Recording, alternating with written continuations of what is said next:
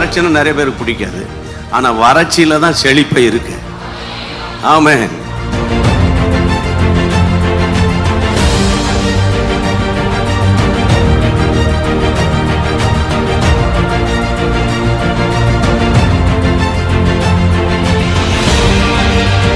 யார் யாரெல்லாம் குடும்பத்தின் ரட்சிப்புக்காக, ஆண்டவரே குடும்பத்தின் ஆசீர்வாதத்துக்காக ஜெபித்தார்களோ ஒவ்வொருவருடைய குடும்ப வாழ்க்கையை கட்டி எழுப்புவீராக.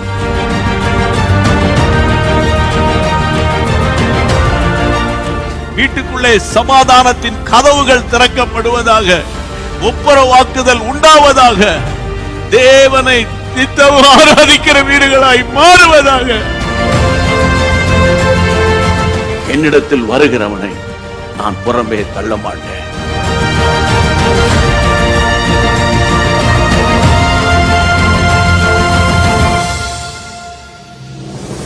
நமக்கு இருக்கிற ஒரே ஒரு நம்பிக்கை, என் மீட்பர் உயிரோ.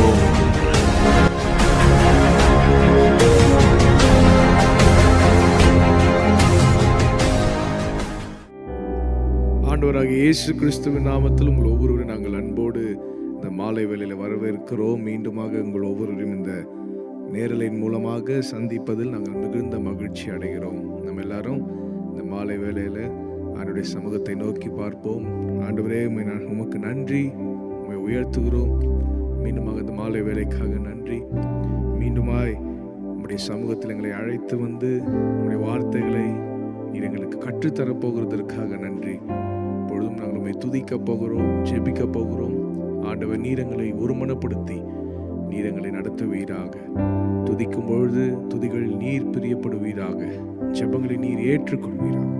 உடைய கருத்தில் ஒப்புக் கொடுக்கிறோம். இயேசுவின் நாமத்தில் ஜெபிக்கிறோம் நல்ல பிதாவே, ஆமென். ஹல்லேலூயா. நம்ம எல்லாரும் சேர்ந்து சில பாடல்களை பாடி தேவ நாமத்தை மகிமைப்படுத்துவோம். யெகோவா தேவனே, யெகோவா கர்த்தரே. எல்லாருக்கும் தெரிந்த பாடல். நம்ம நல்லா கைகளை தட்டி பாடி தேவ நாமத்தை மகிமைப்படுத்துவோம். யெகோவா தேவனே, யெகோவா கர்த்தரே, யெகோவா மீட்பரே, யெகோவா ராஜனே, யெகோவா தேவனே, யெகோவா கர்த்தரே, யெகோவா மீட்பரே, யெகோவா ராஜனே, எல் ஷடாய், எல் ஷடாய், எல்லாம் வல்லவரே,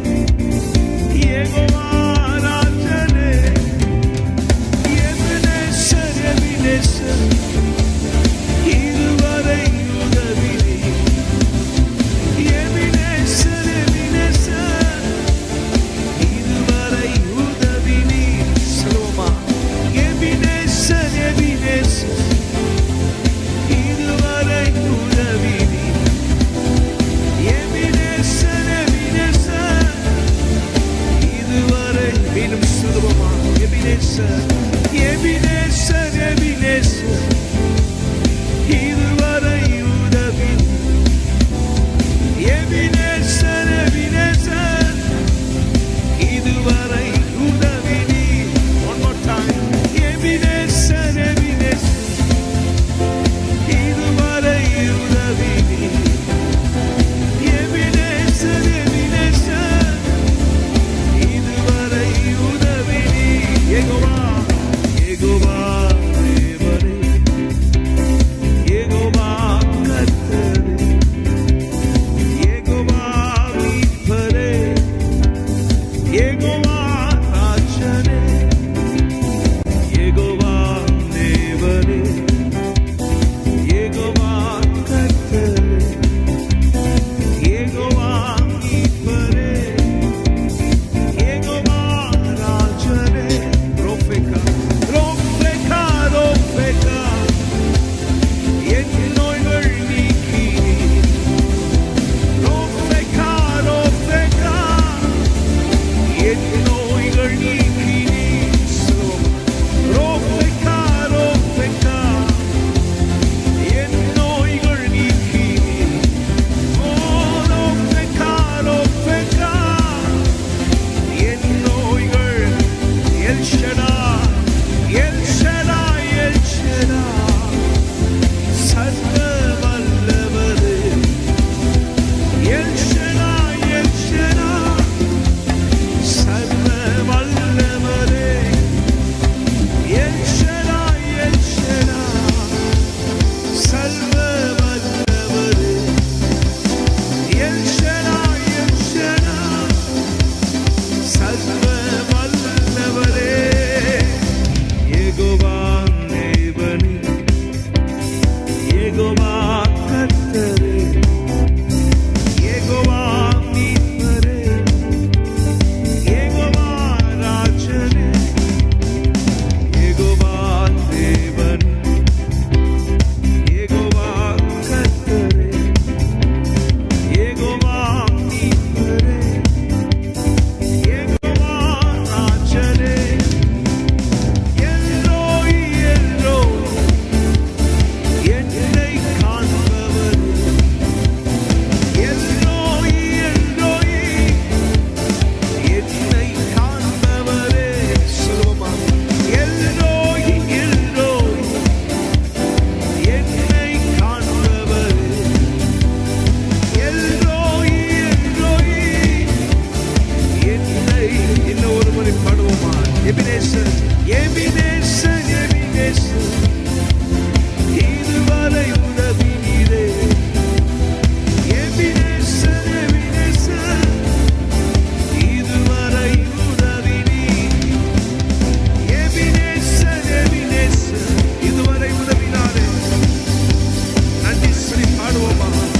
எபினேசர் எபினேசர் இதுவரை சொல்லி இம்மானுவேல் இம்மானுவேல் இம்மானுவேல் கூடவே இருக்கிறீர். இம்மானுவேல் இம்மானுவேல் கூடவே இருக்கிறீர். இம்மானுவேல் இம்மானுவேல் கூடவே இருக்கிறீர். நன்றி. இம்மானுவேல் இம்மானுவேல் ரபயத்தலே ஷதரவசே. எல் ஷடாய் எல் ஷடாய் சர்வ வல்லவர். எல் ஷடாய் எல் ஷடாய் சர்வ வல்லவரே. எல் ஷடாய் எல் ஷடாய் சர்வ வல்லவரே. எல் ஷடாய் எல் ஷடாய் சர்வ வல்லவரே. எபினேசர் எபினேசர் எபினேசர் இதுவரை உதவி. எபினேசர் ரேகாத்தரே அந்தரமஸ். மானுவேல் மானுவேல் மானுவேல் கூடவே இருக்கிறீர். மானுவேல் மானுவேல் கூடவே இருக்கின்றீர். ஹalleluya. எத்தனை பேர் சொல்லுவீங்க இம்மானுவேல் அவர் நம்மோடு கூட இருக்கிறார். எபினேசர் இதுவரை நடத்தினவர். ஆமென். யெகோவா ஈரே நம் தேவைகளை எல்லாம் சந்திக்கிறவர். ஆமென். மீண்டுமாக நம்ம பாட போகிற யெகோவா தேவனே, யெகோவா கர்த்தரே. ஹalleluya. நம்ம எல்லாரும் கைகளை தட்டி பாடணும். ஆமென். ஆண்டவரை உயர்த்தி பாடணும். எத்தனையோ நாமங்களை உடையவர் நம்முடைய ஆண்டவர். எனவே நல்ல கைகளை தட்டி ஹalleluya. யெகோவா தேவனே, யெகோவா கர்த்தரே, யெகோவா யெகோவா ராஜனே, யெகோவா தேவன், யெகோவா கர்த்தரே, யெகோவா யெகோவா கர்த்தரே. L Shaddai, El Shaddai, El Shaddai, சர்வ வல்லவர். எல் ஷடாய், எல் ஷடாய், சர்வ வல்லவரே. எல் ஷடாய், எல் ஷடாய், எல்லாம் வல்லவர். எல் ஷடாய், எல் ஷடாய், எல்லாம்.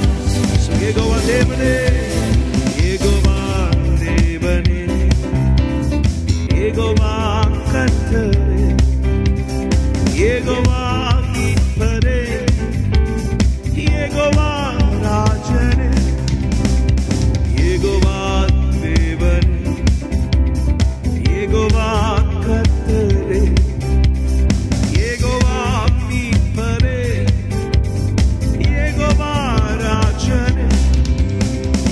எல்ரோயி, எல்ரோயி, என்னை காண்பவரே. எல்ரோயி, எல்ரோயி, என்னை காண்பவரே. எல்ரோயி, எல்ரோயி, என்னை காண்பவரே. எல்ரோயி,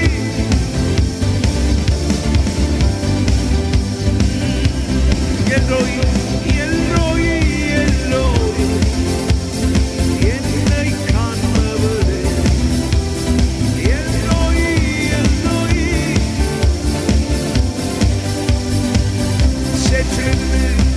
சேற்றிலிருந்து தூக்கினார், கன்மாலை மேல் நிறுத்தினார். சேற்றிலிருந்து தூக்கினார், கன்மாலை மேல் நிறுத்தினார். பாவமான வாழ்க்கையை மாற்றி தந்தாரே, துன்பமான வாழ்க்கையில் இன்பம் தந்தாரே. பாவமான வாழ்க்கையை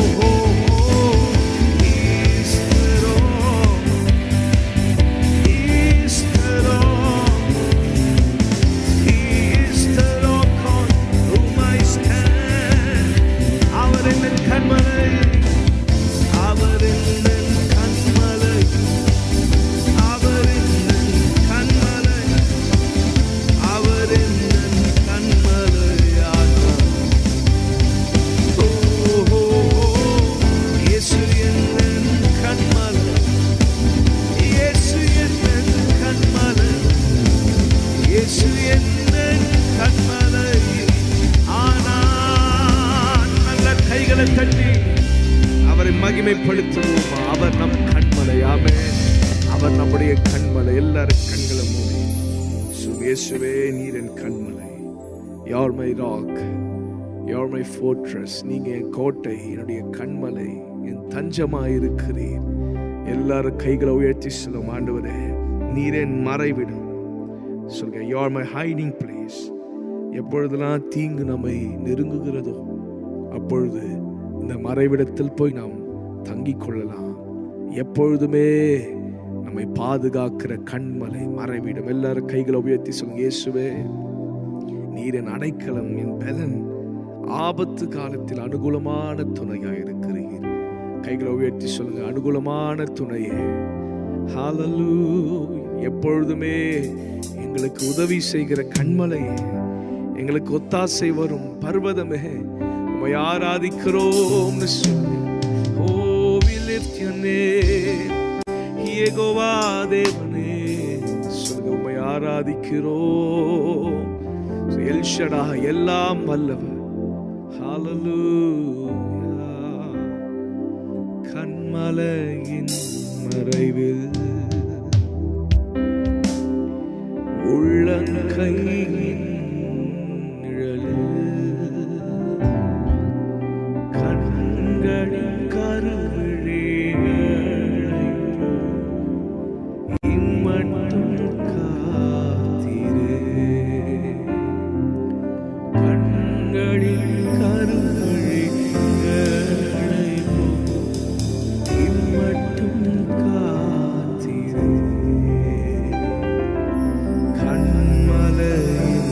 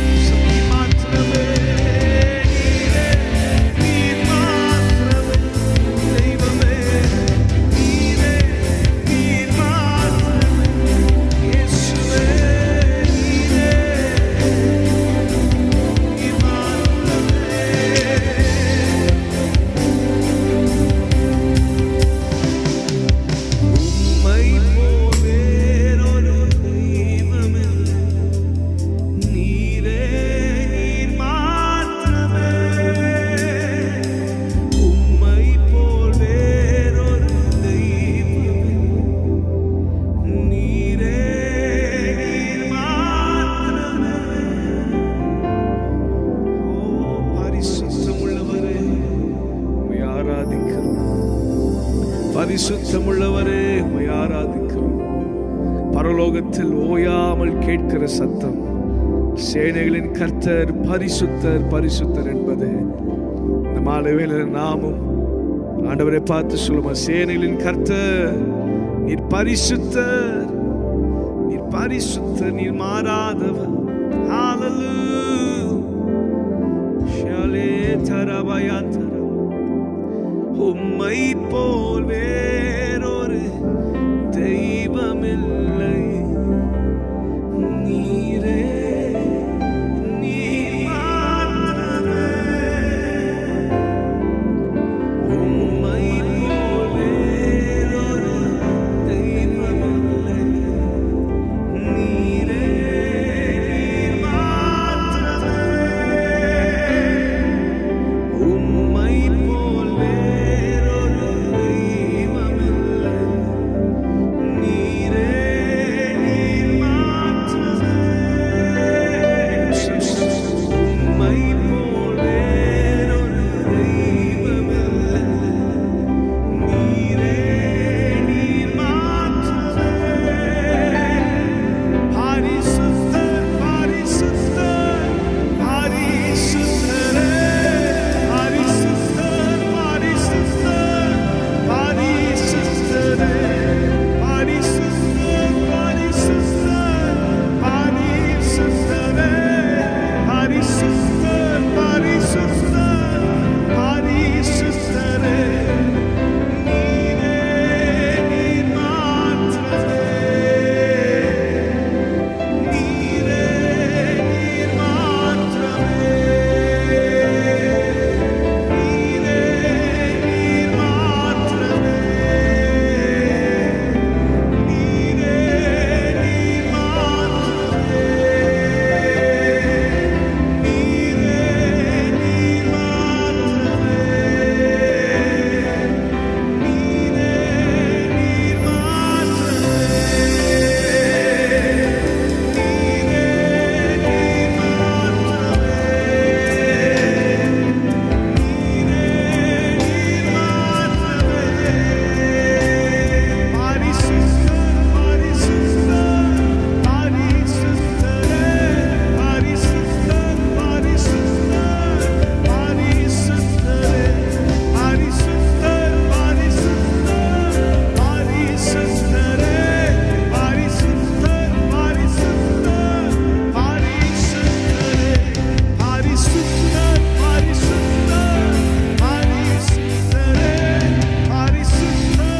சேர்ந்து பாடுவோமா? அவர் பரிசுத்தர் பரிசுத்தர் என்று சொல்லி அவரை துதிப்போமா?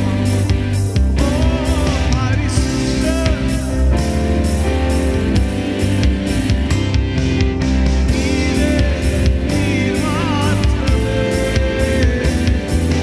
நீரே நீர் மாத்திரமே. நீரே. ரெண்டு கைகளை உயர்த்தி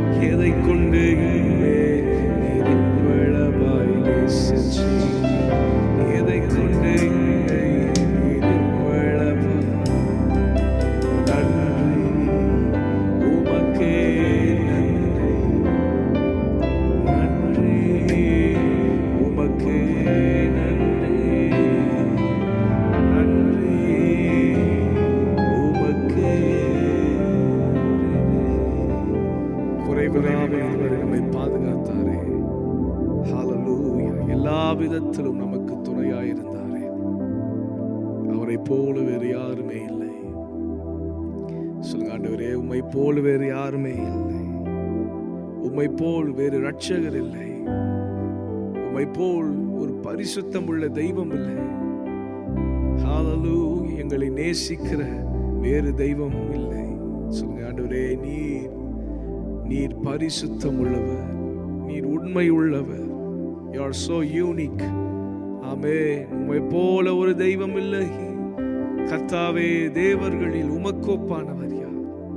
கைகளை உயர்த்தி சொல்லுங்க, ஆண்டவரே, உமக்கு ஒப்பானவர் யார்? உமக்கு நிகரானவர் யார்?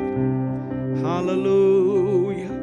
மேலே வானத்திலும் கீழே பூமியிலும் உமக்கு நிகரான தெய்வம் யார்?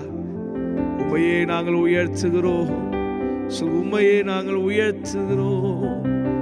உமக்கு ஒப்பானவர் யார்?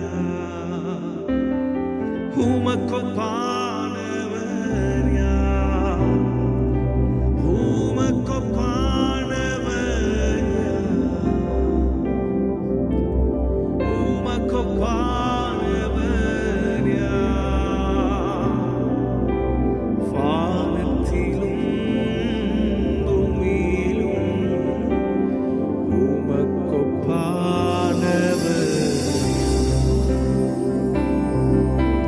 வானத்திலும்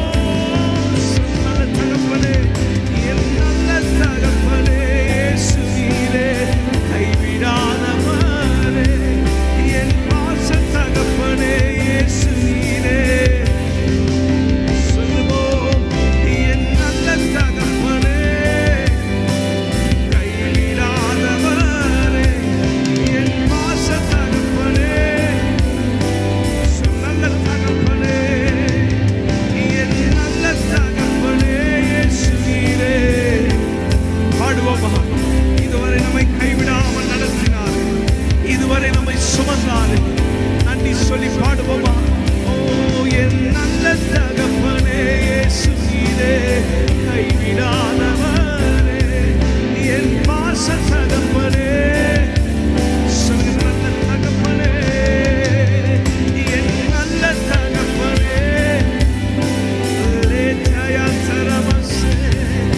என் பாச தகப்பனே இயேசு நீரே.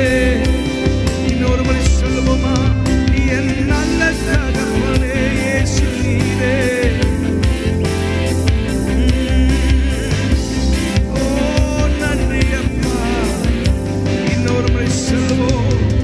என் நல்ல தகப்பனே இயேசு நீரே கைவிடாதவர் என் பாச தகப்பனே வாழ்க்கை நீரே கட்டி அணைப்பவரே என் நல்ல தகப்பனே இயேசு நீரே கைவிடாதவரே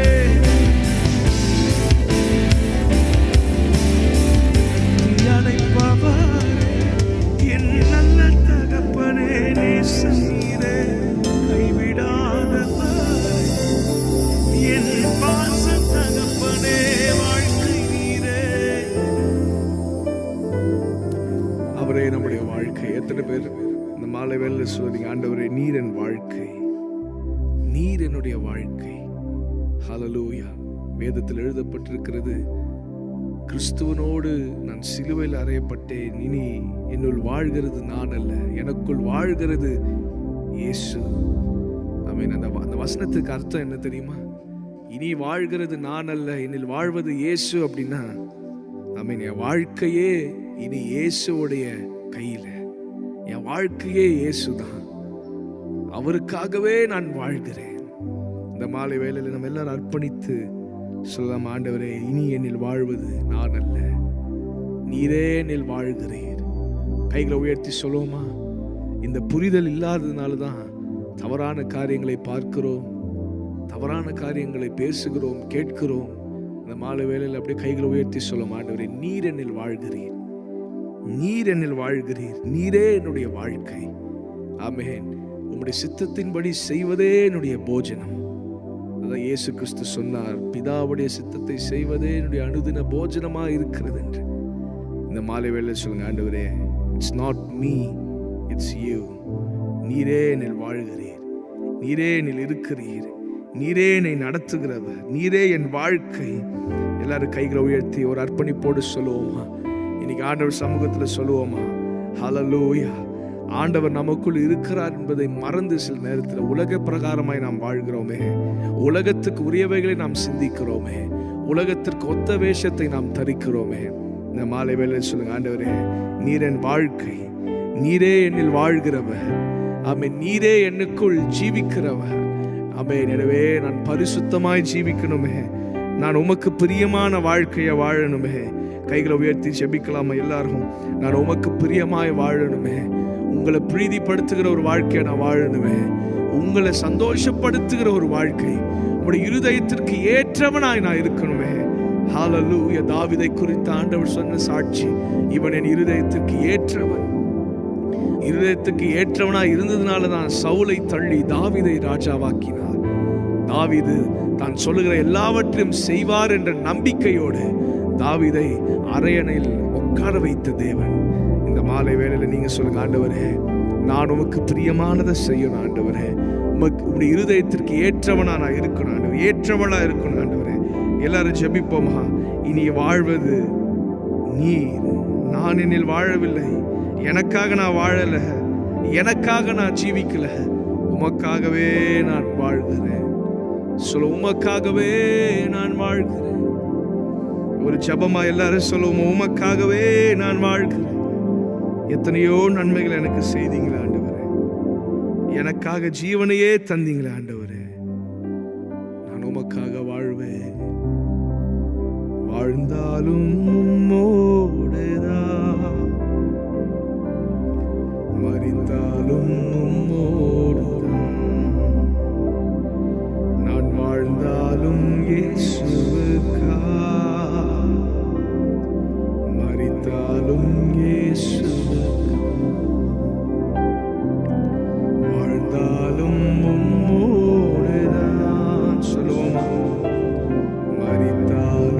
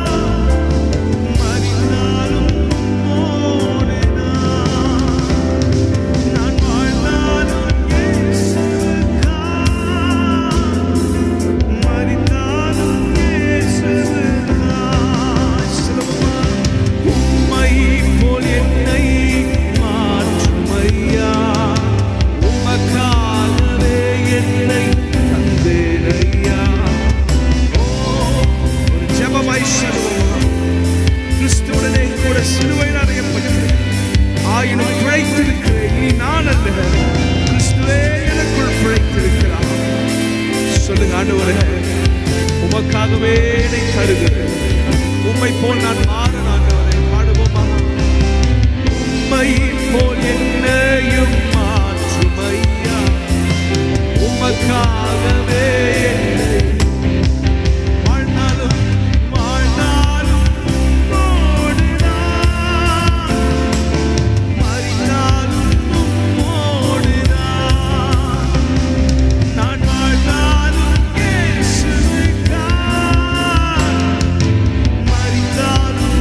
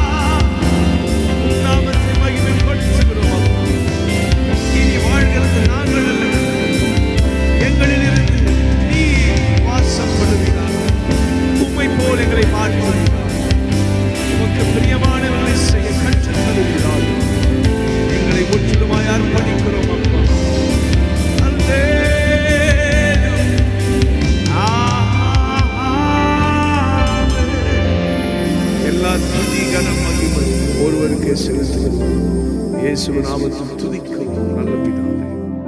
ஆமென்.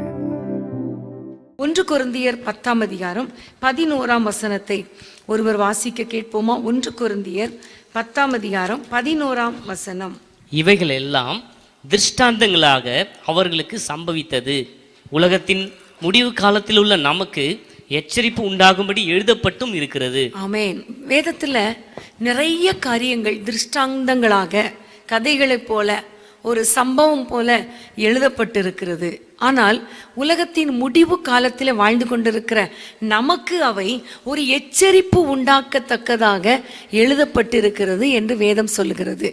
பைபிளை நம்ம கற்றுக்கொள்ளும் பொழுது ஒன்று, நம்ம எப்படி நடக்கணும் என்பதை நாம் கற்றுக்கொள்ளுகிறோம். ரெண்டாவது, நாம் எப்படி நடக்கக்கூடாது, ஒரு எச்சரிப்பை, தேவனுடைய எச்சரிப்பை நாம் இந்த பைபிள் ஸ்டடி மூலமாக பெற்றுக்கொள்ளுகிறோம். அதற்காக தான் இந்த வேதத்திலே இந்த சம்பவங்கள் எல்லாமே எழுதப்பட்டிருக்கிறது. ஆபிரகாமை குறித்து எழுதப்பட்டிருக்கிறது, சாராளை குறித்து எழுதப்பட்டிருக்கிறது. ஏதோ ஒரு ஹிஸ்ட்ரி எழுதியிருக்காங்க அப்படின்னு நினச்சி பார்த்தீங்கன்னா அது ஒரு ஹிஸ்ட்ரியாகவே இருக்கும். ஒரு கதை நினச்சிங்கன்னா அது உங்களுக்கு ஒரு கதையை போல இருக்கும். ஆனால் இந்த கதையிலிருந்து, இந்த சம்பவத்திலிருந்து நான் என்ன கற்றுக்கொள்ள வேண்டும் என்று கர்த்தர் விரும்புகிறார் அப்படிங்கிற ஒரு எண்ணத்தோடு நம்ம பார்த்தா அது நமக்கு பிரயோஜனமாக இருக்கும். ஆமேன். ஆகவே இன்றைக்கு நமக்கு எச்சரிப்பு உண்டாகும்படியாக நாம் இதையெல்லாம் கற்று நம்முடைய வாழ்க்கையில் அபியாசப்படுத்துவதற்காக இன்றைக்கி லோத்துடைய வாழ்க்கையிலிருந்து சில காரியங்களை நாம் கற்றுக்கொள்ளப் போகிறோம். லோத்துடைய சம்பவம் நீங்கள் பார்த்தீங்கன்னா ஆதியாகமம் 12ஆம் அதிகாரத்தில் இருந்து 11ஆம் அதிகாரத்திலிருந்து நாம் பார்க்கிறோம். 11ஆம் அதிகாரத்தில் 31ஆம் வசனத்தை வாசிப்போம். 31, 11, 31. தேராகு தன் குமாரனாகிய ஆபிரகாமையும் ஆரானுடைய குமாரனும் தன் பேரனுமாயிருந்த லோத்தையும் தன் குமாரன் ஆபிரகாமுடைய மனைவியாகிய தன் மருமகள் சாராயையும் அழைத்து கொண்டு அவளுடைய ஊர் என்கிற கல்தேயருடைய பட்டணத்தை விட்டு கானான் தேசத்துக்கு போக புறப்பட்டான். ஆபிரகாமுடைய தகப்பன் தேராகுடைய இன்னொரு மகன் ஆரான், நாகோர், 3 பிள்ளைங்க. இந்த ஆரான் அவருக்கு பிறந்த பிள்ளை தான் லோத்து. அப்படின்னா தேராகுடைய பேரன் இந்த லோத்து. ஆரான் இந்த தேராகுக்கு முன்பாகவே மரித்து போனபடினால இந்த லோத்து தாத்தாவுடைய கஸ்டடியில் அவர் வளர்ந்து கொண்டு இருந்தார். அப்போ ஆபிரகாமுக்கு அண்ணன் மகன், லோத்துக்கு ஆபிரகாம் பெரியப்பா. முதல்ல இந்த உறவு முறை கரெக்டாக நம்ம புரிந்து கொள்ள வேண்டும். இந்த ஆபிரகாமை ஆண்டவர், நீ உன்னுடைய இனத்தாரை, உன்னுடைய தேசத்தை எல்லாவற்றையும் நீ விட்டு நான் காண்பிக்கும் தேசத்துக்கு வா என்று ஆண்டவர் அவனோடு கூட பேசின பொழுது அவன் புறப்படுகிறான். தன் தகப்பனிடத்தில் சொல்லிவிட்டு, நான் புறப்பட்டு போகிறேன், என் மனைவியோடு நான் புறப்பட்டு போகிறேன், ஏனென்றால் ஜீவனுள்ள தேவன் என்னை அழைத்திருக்கிறார், என்னை ஒரு இடத்துக்கு கூப்பிடுகிறார், ஆகவே நான் போகிறேன் என்று சொல்லி அவன் புறப்பட்டு போகிறான். தேராக மரித்த பிறகு, அவனுடைய தகப்பன் மரித்த பிறகு ஆண்டவர் அவரை கூப்பிடுகிறார். உடனே அவர் அந்த இடத்தை விட்டு புறப்பட்டு போகிறார். போகும் பொழுது எல்லா குடும்பத்தினர் எல்லாரும் இருந்திருப்பாங்களா, இருந்திருக்க மாட்டாங்களா? எல்லாரும் இருந்தா கூட யாருமே கூட வரல. ஏனென்றால் ஆண்டவர் சொல்லியிருக்காரு, நீ எல்லாத்தையும் விட்டுட்டு போகணும்னு சொல்லிட்டு. ஆனால் இந்த லோத்துக்குள்ளே ஒரு எண்ணம் வந்துருச்சு. ஜீவனுள்ள தேவன் ஆபிரகாமை அழைத்திருக்கிறாரமே, அப்போ அவரை அழைத்தா கண்டிப்பா எனக்கும் அவரோடு கூட போனா என்னையும் ஆசீர்வதிப்பார் என்கிற ஒரு எண்ணம் இந்த லோத்துக்குள்ள வந்ததுனால, நான் ஆண்டவரை பார்க்க வேண்டும், ஆண்டவரோடு கூட உறவாட வேண்டும், இந்த ஆபிரகாம் எங்க போகிறாரோ அங்க நானும் போய் அந்த தேவனை சந்திக்க வேண்டும் என்கிற ஒரு நல்ல நோக்கத்தோடு கூட இந்த லோத்தும் புறப்பட்டு போனான். முதல்ல பார்த்தீங்கன்னா அவனுடைய நோக்கம் நல்ல நோக்கம். இந்த ஆபிரகாம் மட்டும்தான் அந்த தேவனை பின்பற்றணுமா, நானும் பின்பற்ற போறேன். ஆபிரகாம் மட்டும்தான் அவருடைய குரலை கேட்கணுமா, நானும் கேட்க போறேன். ஆபிரகாமை மட்டும்தான் ஆசீர்வதிப்பாரா, நானும் அந்த ஆசீர்வாதத்தை பெற்றுக்கொள்ள போறேன், அந்த ஆசீர்வாதத்தில் பங்கடைய போகிறேன் என்கிற ஒரு எண்ணத்தோடு கூட ஆபிரகாமை பின்பற்றினான். அன்பான தேவனுடைய பிள்ளைகளே, இந்த லோத்துடைய ஆரம்பம் மிக மிக நல்ல ஆரம்பம். ஆனால் போக போக பார்த்தாதான் தெரியுது அவனுடைய வாழ்க்கையில் இருக்கிற பிரச்சனைகள். அதிலும் குறிப்பாக பார்த்தீங்கன்னா இந்த லோத்தை குறித்து நம்ம எல்லாருக்குமே தெரியும். லோத்து எப்படிப்பட்டவன் என்றெல்லாம் நமக்கு தெரியும். இப்போ நான் சொல்லி தான் உங்களுக்கு தெரியணும்னு கிடையாது. ஆனால் என்னதான் நம்ம எல்லாருக்குமே லோத்து அப்படின்னாலே எப்படி இருக்கும்? ஒரு ஒரு எண்ணம் தான் இல்லையா? தவறான ஒரு எதிர்மறையான எண்ணம் தான் நம்ம எல்லாருக்குமே லோத்தை குறித்து. ஆனால் வேதம் நம்முடைய ஆண்டவர் எவ்வளோ அழகாய் அவனை குறித்து சொல்லுகிறார் என்பதை 2 பேதுரு 2ஆம் அதிகாரம் 7ஆம் 8ஆம் வசனத்தில் நம்ம பார்க்க போகிறோம். 2 பேதுரு 2ஆம் அதிகாரம் 7ஆம் 8ஆம் வசனங்கள் வாசிக்க கேட்போம். அக்கிரமக்காரருக்குள் வாசமாயிருக்கையில் அவர்களுடைய காம விகார நடக்கையால் வருத்தப்பட்டு நாள்தோறும் அவர்களுடைய அக்கிரம கிரியைகளை கண்டு கேட்டு நீதியுள்ள தன்னுடைய இருதயத்தில் வாதிக்கப்பட்ட நீதிமானாகிய லோத்தை அவர் ரட்சித்திருக்க. போதும். நீதிமானாகிய லோத்து. மனுஷர் எல்லாருமே எப்படிதான் பார்ப்போம்? நம்ம லோத்து அப்படின்னா தவறான ஒரு எண்ணத்தோடு தான், தவறான கண்ணோட்டத்தோடு தான். நம்ம எல்லாம் தெரியும் இல்லை, ஆபிரகாமை விட்டு பிரிந்து போனான், சோதோமுக்களை கூடாரம் போட்டான், அவன் அப்படியே அங்கு வாழ்ந்தான். அந்த சோதம் குமரா பட்டணம் அழிந்து போனது அவனுடைய பிள்ளைகளின் நிமித்தம். ஒரு தவறான சந்ததிக்கு இவன் காரணமாய் அமைந்தான். இதுதான் நமக்கு லோத்தை பற்றி தெரியும். ஆனால் வேதம் பாருங்க, நீதிமான் என்று சொல்லுகிறது. ஹல்லேலூயா. நம்முடைய ஆண்டவர் எப்பொழுதுமே நம்முடைய பாவங்களை பாராத சுத்த கண்ணர். ஆமென். நம்முடைய பாவங்களை பார்த்து தண்டிச்சா இன்னைக்கு நம்ம யாருமே இங்கே நிற்க முடியுமா? நிற்கவே முடியாது. நம்முடைய ஆண்டவர் கிருபையின் தேவன், கிருபை உள்ளவர், இரக்கம் உள்ளவர். அவர் நம்மை நல்ல ஒரு அன்பான ஒரு பார்வையில் தான் கர்த்தர் பார்க்கிறார். ஆமென். உதாரணமாக பார்த்தீங்கன்னா ஆதாமும் ஏவாளும் எவ்வளோ தவறு பண்ணாங்களா இல்லையா? ஆண்டவர் புசிக்க வேண்டாம் என்று சொன்ன கனியை புசிச்சாங்க. ஆனால் ஆண்டவர் தோட்டத்தை விட்டு வெளியே விரட்டும் பொழுது அவர்களை நிர்வாணியாய் அப்படியே அனுப்பலை. மற்றவங்களாம் பார்த்து உன்னை கேவலமாக பேசட்டும், பார்க்கட்டும், பாரு நீங்கள் கேவலமாக இருங்கன்னு சொல்லி என்ன செய்யலை? ஆண்டவர் அனுப்பலை. தோல் உடைகளை உடுத்தி ஆண்டவர் அனுப்பினார். ஆமென். ஹல்லேலூயா. அன்பான தேவனுடைய பிள்ளைகளே, நம்முடைய ஆண்டவர் எப்பொழுதுமே பாவங்களை மன்னிக்கிற தேவன். காயினை கூட பார்த்தீங்கன்னா, காயின் அவ்வளோ பெரிய கொலை செஞ்சா கூட ஆண்டவர் ஒரு அடையாளத்தை போட்டு, சரி உன்னை யாரும் கொலை பண்ணாதபடிக்கு ஒரு அடையாளத்தை போட்டுறேன், நீ நம்ம மனம் திரும்பிரு என்று கர்த்தர் அவனுக்கு ஒரு சந்தர்ப்பத்தை கர்த்தர் கொடுத்தார். எல்லா மனிதர்களுமே நாமும் பாவம் செய்கிறவர்கள் தான், தவறானவர்கள் தான், தவறு செய்கிறவர்கள் தான். ஆனால் ஆண்டவர் நம்முடைய தவறுகளை பார்ப்பதை விட்டுவிட்டு தவறுகளிலிருந்து விடுபட்டு ஒரு நல்ல ஒரு வாழ்க்கை வாழ்வதற்கு நமக்கு ஒரு சந்தர்ப்பத்தை கொடுக்கிற தேவனாக இருக்கிறார். ஹல்லேலூயா. நம்முடைய ஆண்டவர் நம்முடைய இடத்துல இருக்கிற நல்ல ஸ்பாவங்களை பார்த்து கர்த்தர் நம்மை ஆசீர்வதித்து உயர்த்துகிற ஒரு தேவனாக இருக்கிறார். ஹல்லேலூயா. இந்த லோத்தை குறித்து சொல்லப்பட்டு இருக்கிறது, அவன் நீதிமான், அவன் அக்கிரமக்காரருக்குள்ளே வாழ்ந்தாலும் அவன் நீதிமானாய் இருந்து அவர்களுக்காக கண்ணீர் வடித்து ஜெபம் பண்ணினபடியினால அந்த ஒரு நீதிமான் நிமித்தம் அவனுடைய முழு குடும்பத்தையும் கர்த்தர் அழிவினின்று தப்புவித்தார். ஹல்லேலூயா. அன்பான தேவனுடைய பிள்ளைகளே, ஒரு தகப்பன் அல்லது ஒரு தாய் ஒரு குடும்பத்திலே நீதிமானாய் இருக்கும் பொழுது கண்டிப்பா ஆண்டவர் அந்த குடும்பத்தை ஆசீர்வதிக்க வல்லமை உடையவராக இருக்கிறார். ஹல்லேலூயா. உங்களுடைய குடும்பத்தில் நீங்க நல்லவங்களா இருந்தா கண்டிப்பா உங்கள் பிள்ளைகள் ஆசீர்வதிக்கப்படுவார்கள். உங்கள் நிமித்தம் உங்கள் பிள்ளைகள் பாதுகாக்கப்படுவார்கள் என்பதில் ஒரு சந்தேகமும் இல்லை. இதற்கு இன்னொரு அடையாளம் நோவாவை குறித்து வேதம் சொல்லுகிறது. நோவா நீதிமானும் உத்தமனுமாய் இருந்தான். ஆமென்.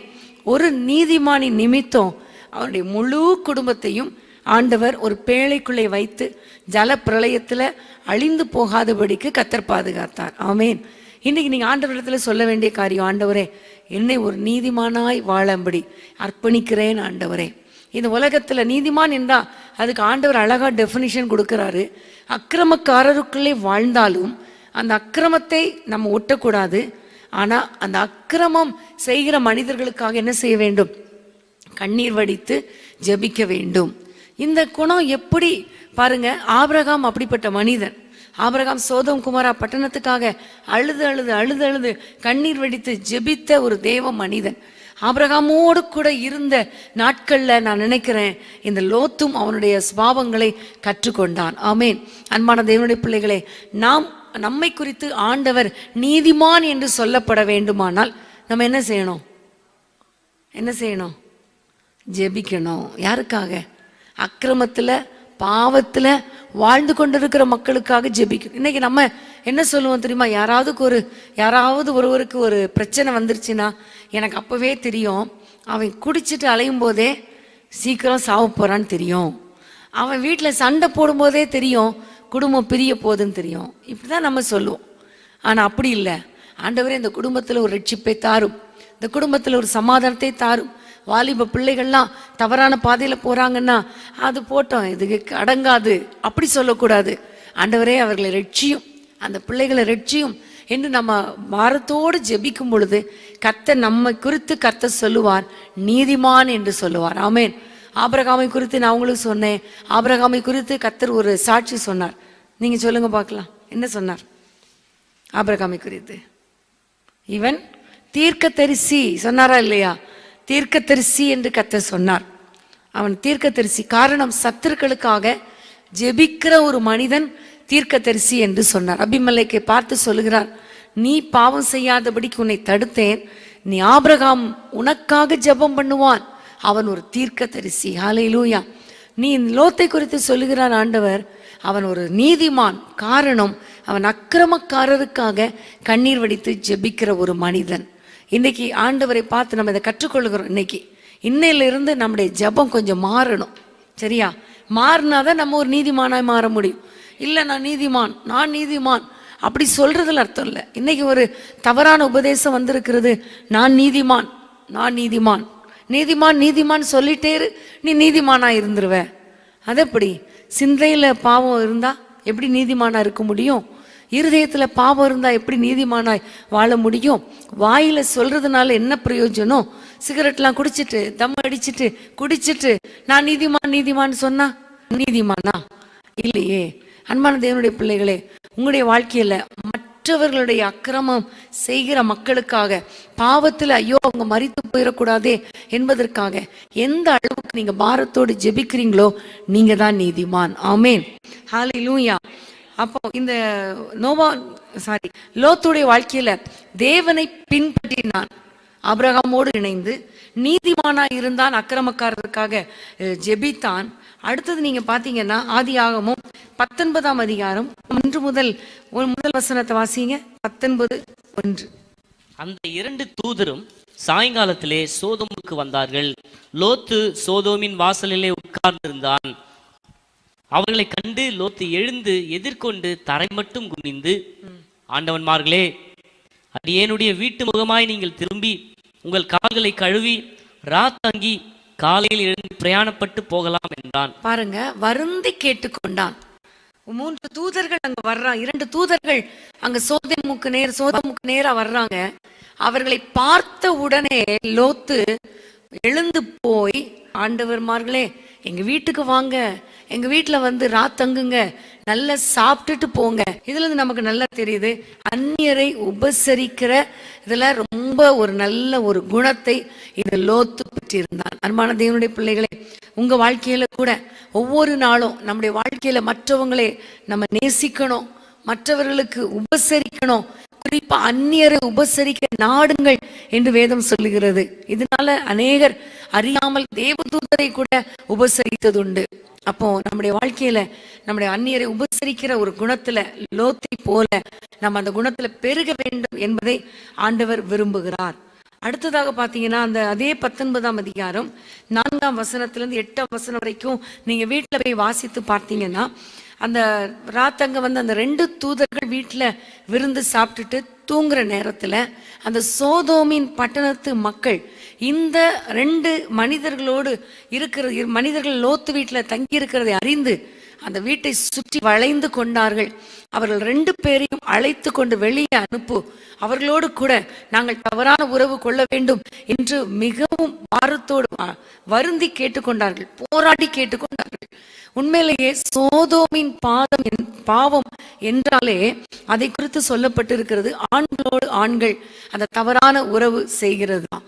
அன்பான தேவனுடைய பிள்ளைகளை, இந்த இடத்துல லோத்தை பார்த்து அந்த 2 பேரையும் வெளியே அனுப்பு என்று சொன்ன பொழுது அது தேவனுடைய பார்வையில மிகவும் மோசமான பாவம் என்பதை அறிந்த இந்த லோத்து அடுத்தது தன்னை நம்பி வந்த இந்த மனிதர்களை நம்ம எந்த சேதமும் வரக்கூடாது என்பதற்காக தன்னுடைய பிள்ளைகளையே கூட பணயம் வைக்கிற அளவுக்கு, என்னுடைய பிள்ளைகளை வேணா வெளியே அனுப்புகிறேன் என்று சொல்லக்கூடிய அளவுக்கு இவனுக்கு ஒரு இரக்க குணம் இருந்ததை நம்ம பார்க்கிறோம்.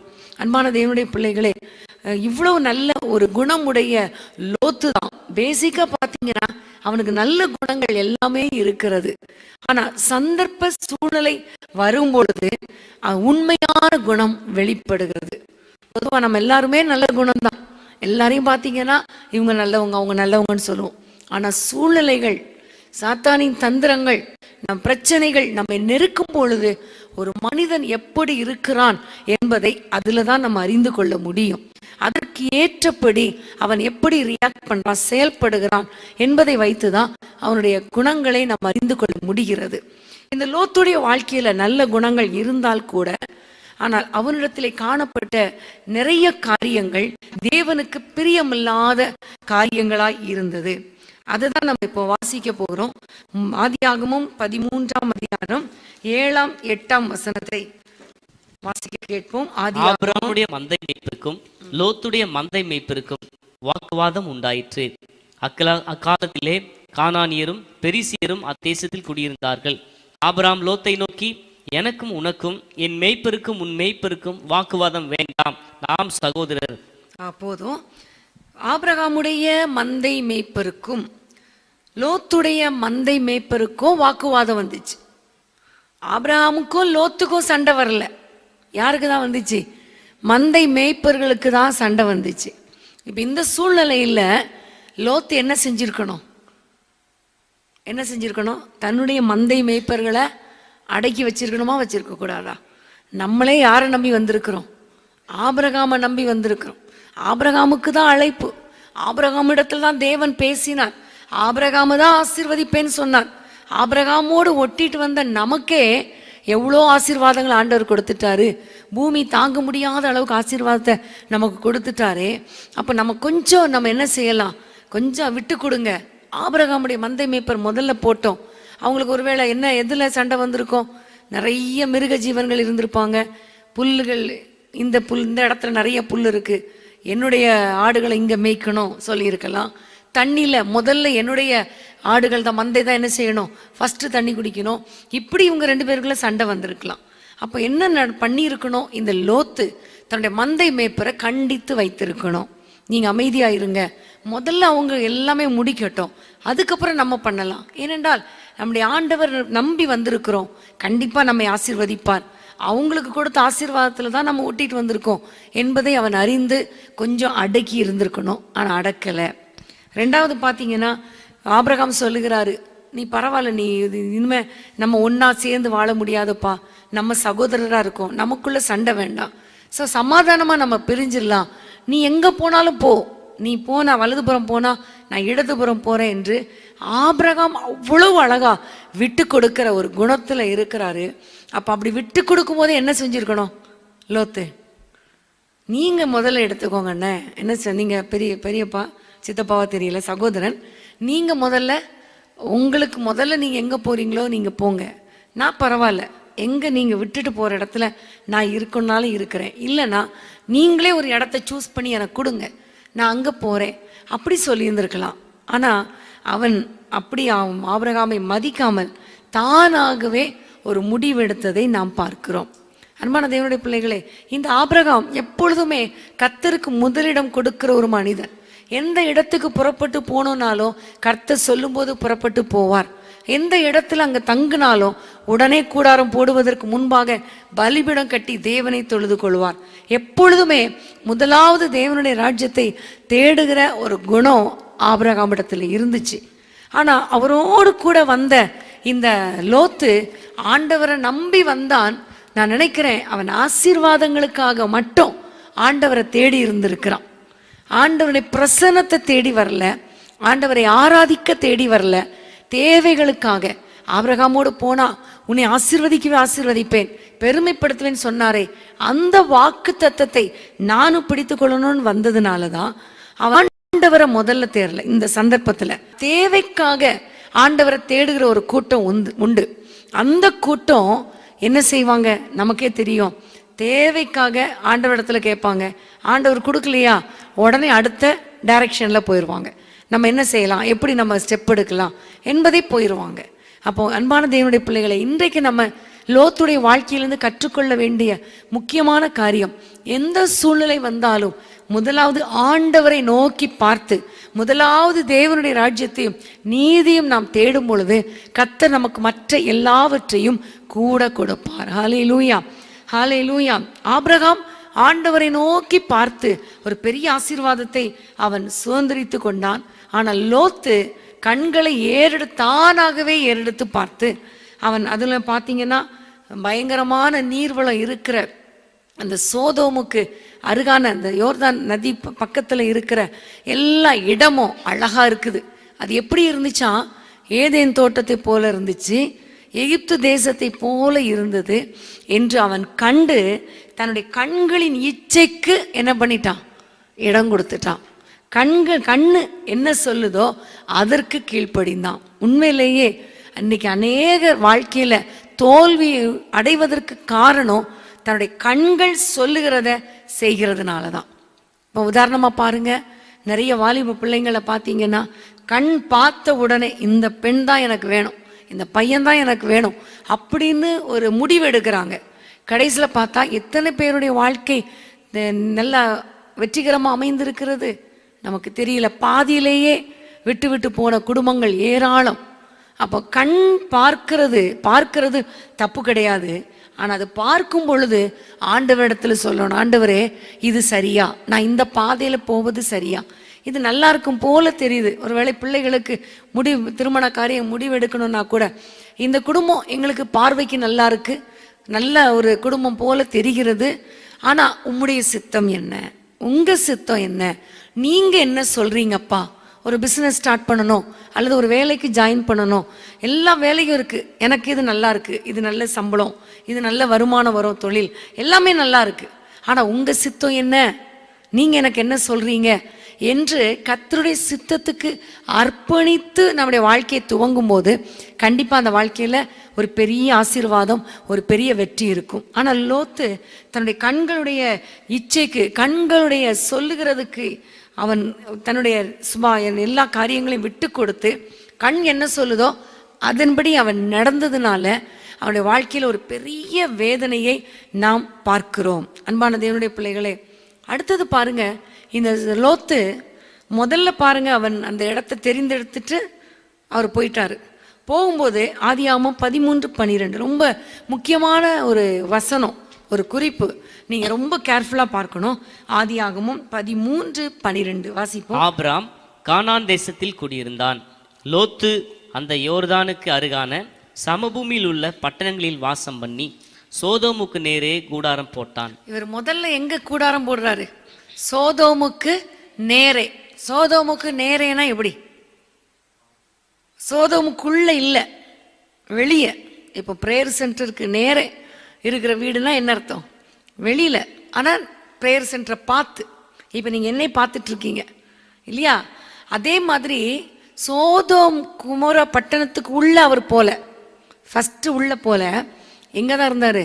வெளியில இருந்து, அது நல்ல அழகா இருக்கு, சரி நம்ம அப்படியே பார்த்துட்டு இருக்கலாம் அப்படின்னு சொல்லி நல்ல அந்த இடங்களெல்லாம், அந்த யோர்தானின் சமபூமி எல்லாத்தையும் அவர் தெரிந்தெடுத்து அங்கே கூடாரங்களை போட்டு அழகா உட்கார்ந்து இருந்தார்.